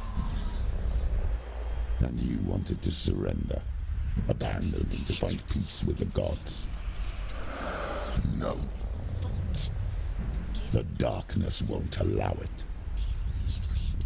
So you will walk into the lair of the beast. Look it in the eye, and you will go to war. Oh, wow. This is your mission. This is your quest. There is nothing else left.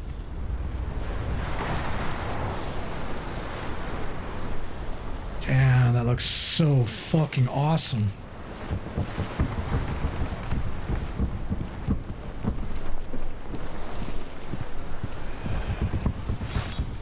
Alright, some more assholes.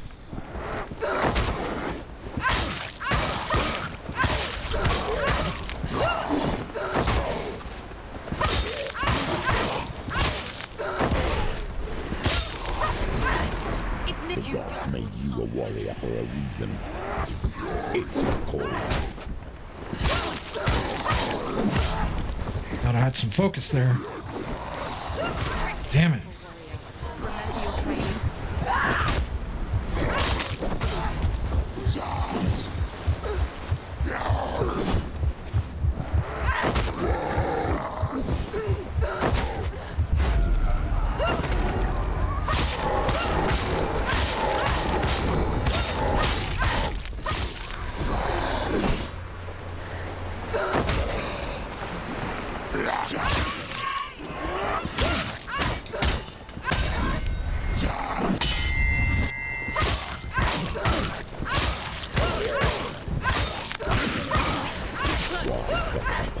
When there is a new road ahead, the only one that makes any sense.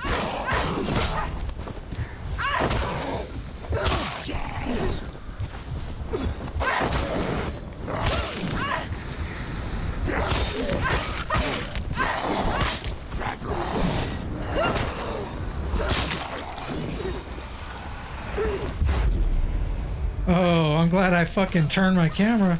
And there's this asshole coming up from behind me.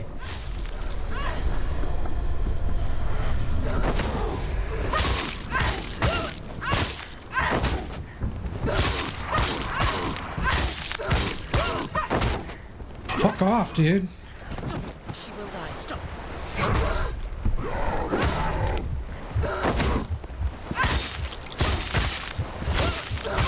Take him down. Take him down.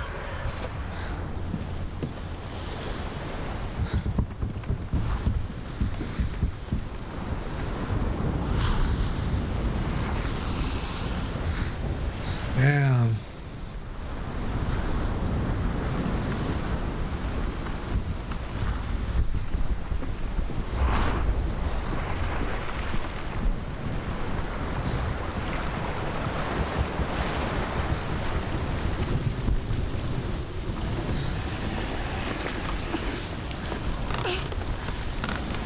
Every gate you open into darkness brings another chance. Whoa, what the fuck?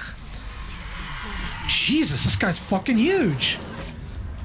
I'm getting my fucking ass kicked. The fuck up.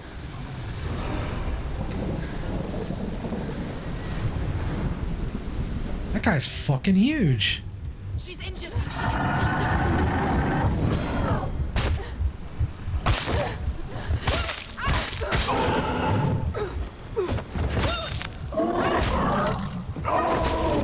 Oh shit.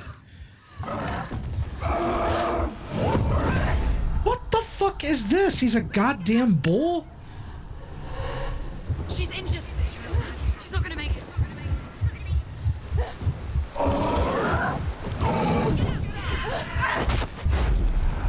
Surprise.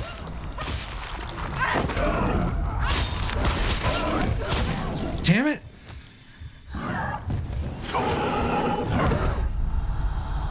This motherfucker keeps running at me. Get up! Shit! She won't make it.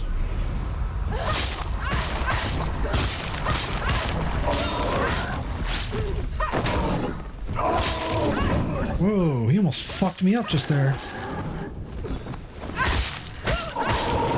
I don't know if this fucker can be parried. What the fuck? He does some Dark Souls shit. He repositions his attacks.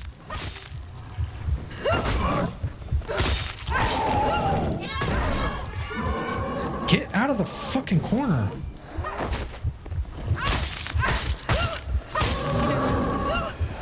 Ah.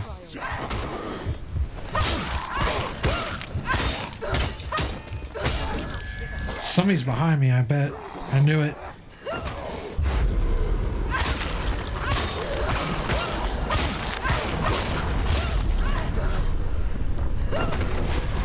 shit, there's another fucker. Two more motherfuckers.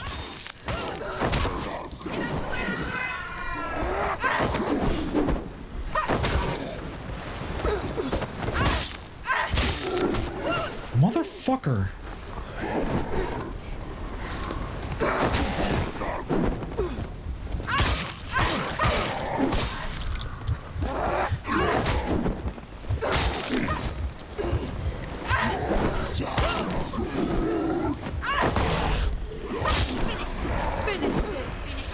Oh, fuck, another one?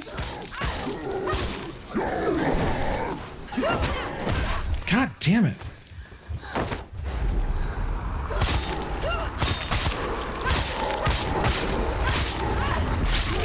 Stop them!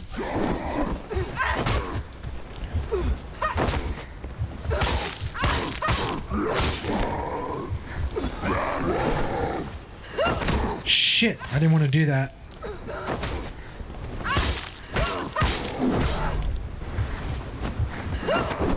Shit! God damn it. The fuck up.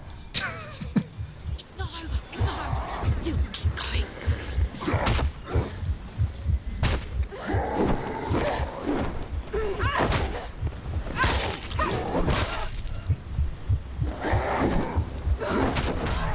You're winning. I'm gonna see if I can space them out a little bit. Motherfucker, man. She's injured. She's not gonna finish this. End it now.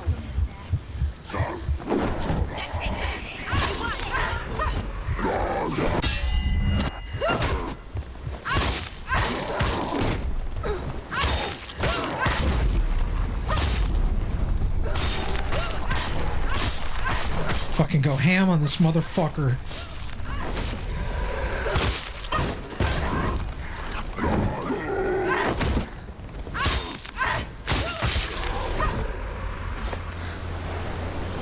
And those are some real motherfuckers, dude. The fuck is this? Oh, I remember this. Now this I actually do remember. You have to focus to like rebuild this bridge or something. I don't exactly remember how to do it though.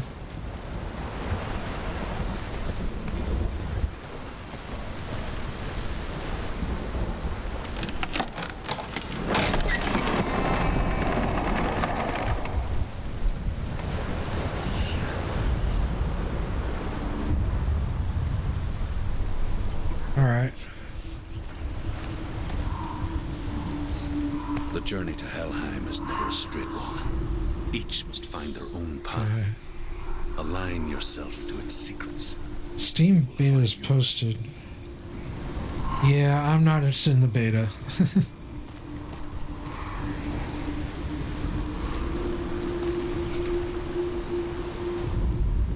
However you come to the gold-covered bridge that leads to Hell, you may find it guarded by a giantess. She will ask your name. She will ask your lineage. She will ask your business. The Northmen tell of the warrior woman Brynhild, who leapt into fire and rode to Hell to join her slain love Sigurd. Whoa. Was challenged by the giantess.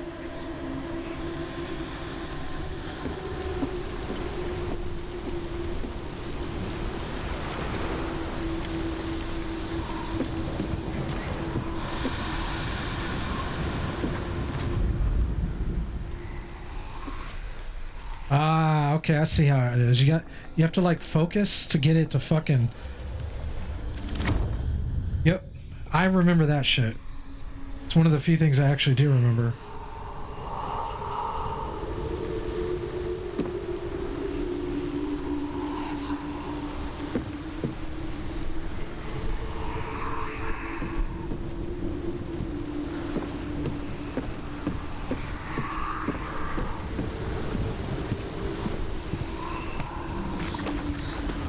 Oh, I missed a store here. Okay. Doesn't open.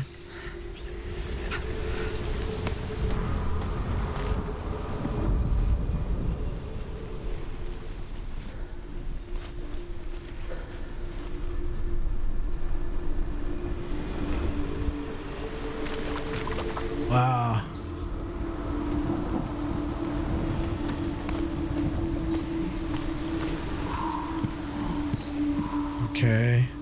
It says I need to look for the S or S shape.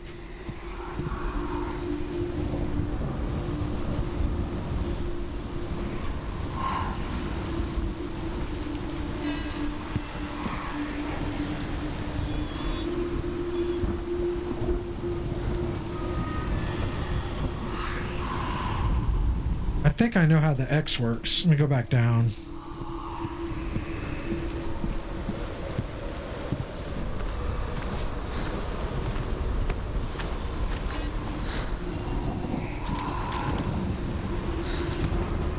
Yeah, right there.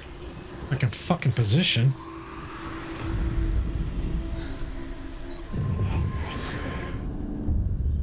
Alright, we got the X.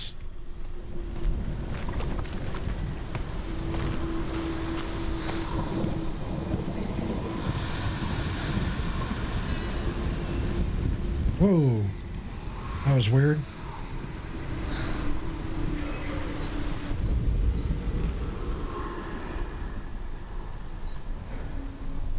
Okay.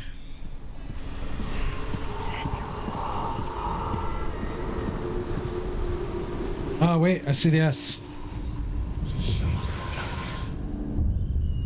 That's not really an S, but kind of an S shape. What's over here?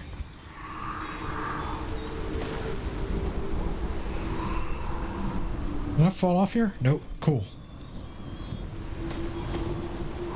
Oh, I didn't know you could do this.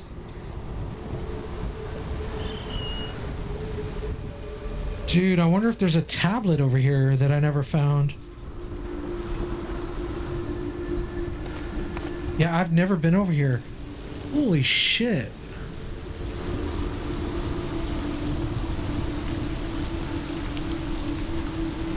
Yeah, we don't want to fall down there.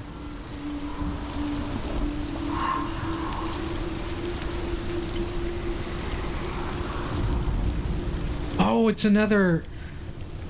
Oh, Senua. Your father does not hate me. He just fears the souls in the underworld. He cannot see that they are already aflame. But I am their healer, and I must answer their cries for help, even if it displeases him.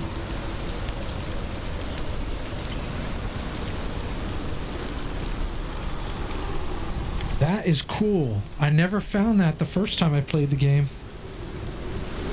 It just never occurred to me to come over here.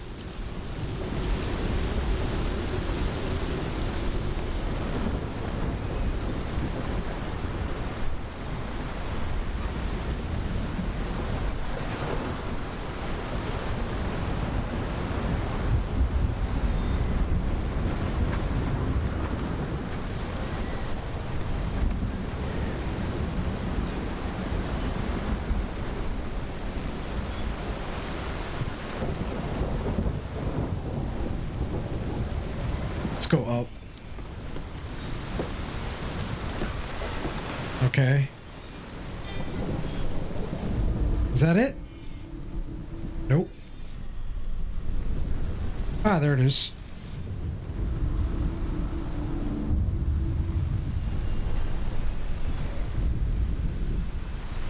Okay, we got them all. Cool.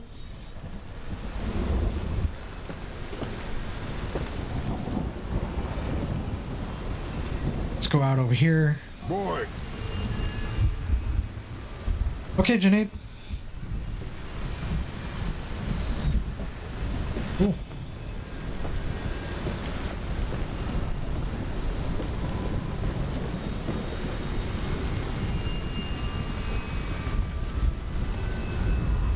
Hela possesses large dwelling places in Helheim. Tall are her walls, high are her gates. The name of her dish is hunger. Her knife is famine. On her threshold all will stumble. Her bed is called sick bed, and her bed hangings are called flames of a funeral pyre. They say she is easy to recognize, half black and half the color of flesh, and her face menacing and grim.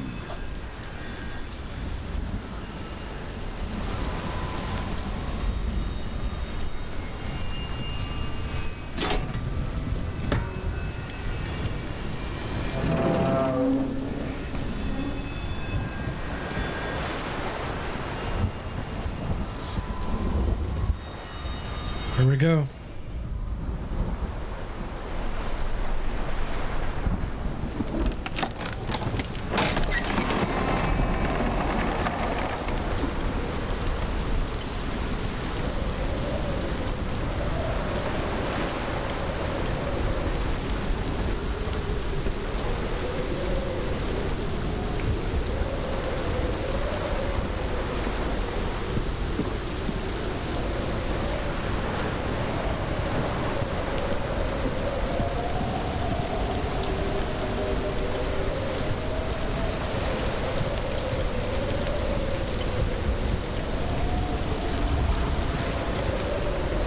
Oh shit.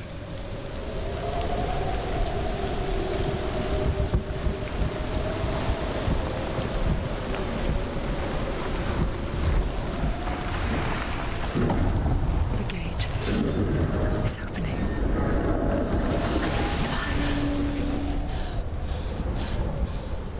Who is it? It's coming. That song again. Is it? Is it? Is it? It's Hella. Yes, the source of the darkness. It's coming. This is your moment.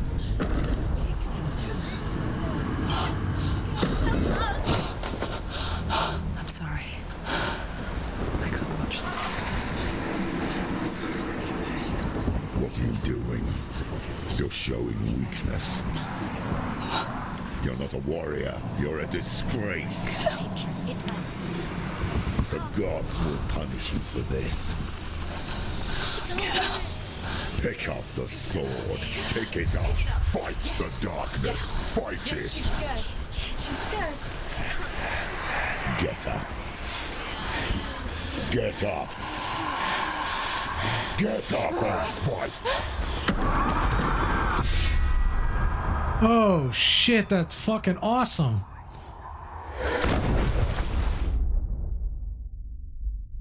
Well, not so much as for Senua, but that looked fucking cool. Stormy seas and lost souls. She's dreamt of this before. They say dreams are visions of our memories, thoughts, and fears, as seen by our inner eye.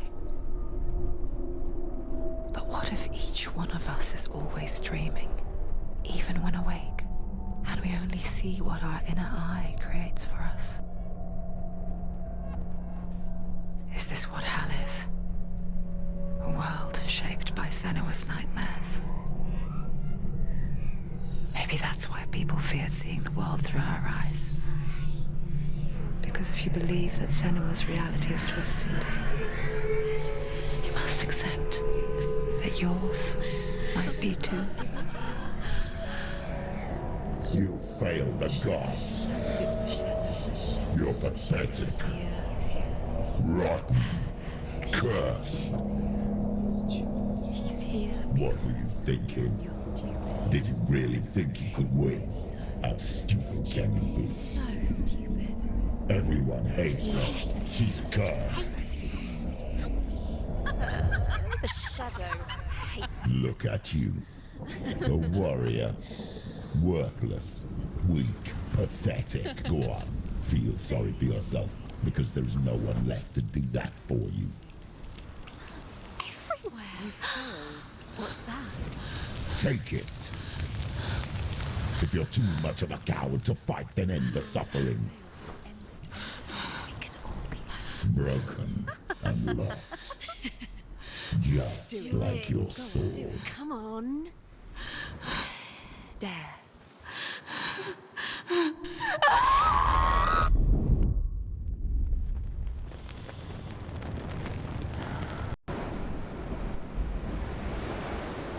Why go on when you give everything and face that which torments you, only to find that it is worse than you could have imagined? Why go on? Is it really so weak to ask this? Or are we just so afraid of the honest answer that we do not dare pose the question? Sometimes the answer lies in a memory, a feeling, a song,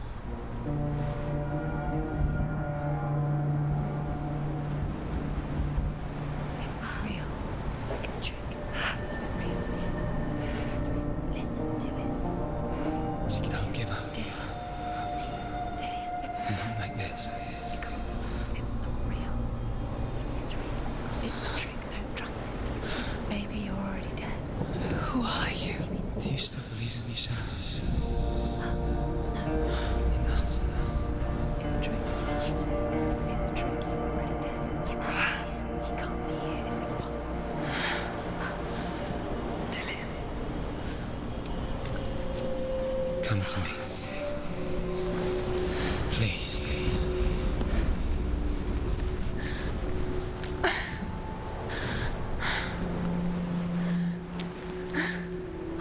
The light.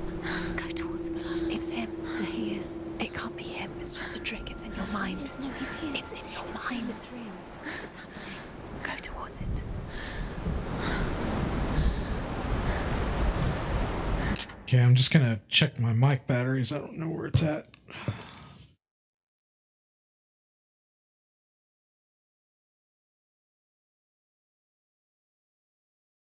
It looks like it is. Yeah. All right, we've done a 4-hour stream. I think we'll. Let me go ahead and close it. 1 second.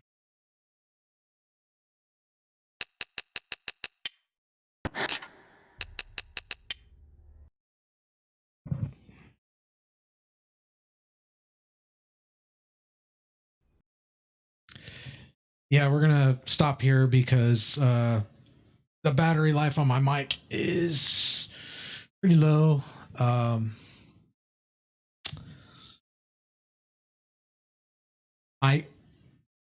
I can get more battery life. I can get more battery life out of it by leaving the charger on the transmitter, actually the receiver, and then on the transmitter side, I can get like a small extra battery pack to plug in.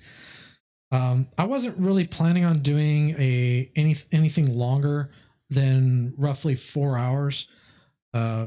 It only felt, as far as how much I played, it felt like 2 to 3, but the time flies by pretty quick. So I will go ahead and end the stream here. For those of you watching, thank you very much for watching. For those of you watching on YouTube, if you want to get the full experience, catch me on Twitch. I do play music a lot of times, which is edited out for the YouTube upload, so you won't hear it. If you have any questions or anything like that, like I said, feel free to either drop it in the comments below on YouTube, or like I said, you can drop by the live stream. So the plan is going forward, I should be getting the extra cable and adapters where I can do some more testing as far as extending the length of the cable for my HMD. And I'm hoping to get a little testing done tonight, but tomorrow I'll be doing quite a bit more. If I get all the testing done tonight, I will stream more Hellblade tomorrow, which will be Wednesday. If I don't, then I will go ahead and continue with Hellblade on Thursday, and we'll see how it goes from there. Anyways, thank you guys for watching, and I will see you on the next stream.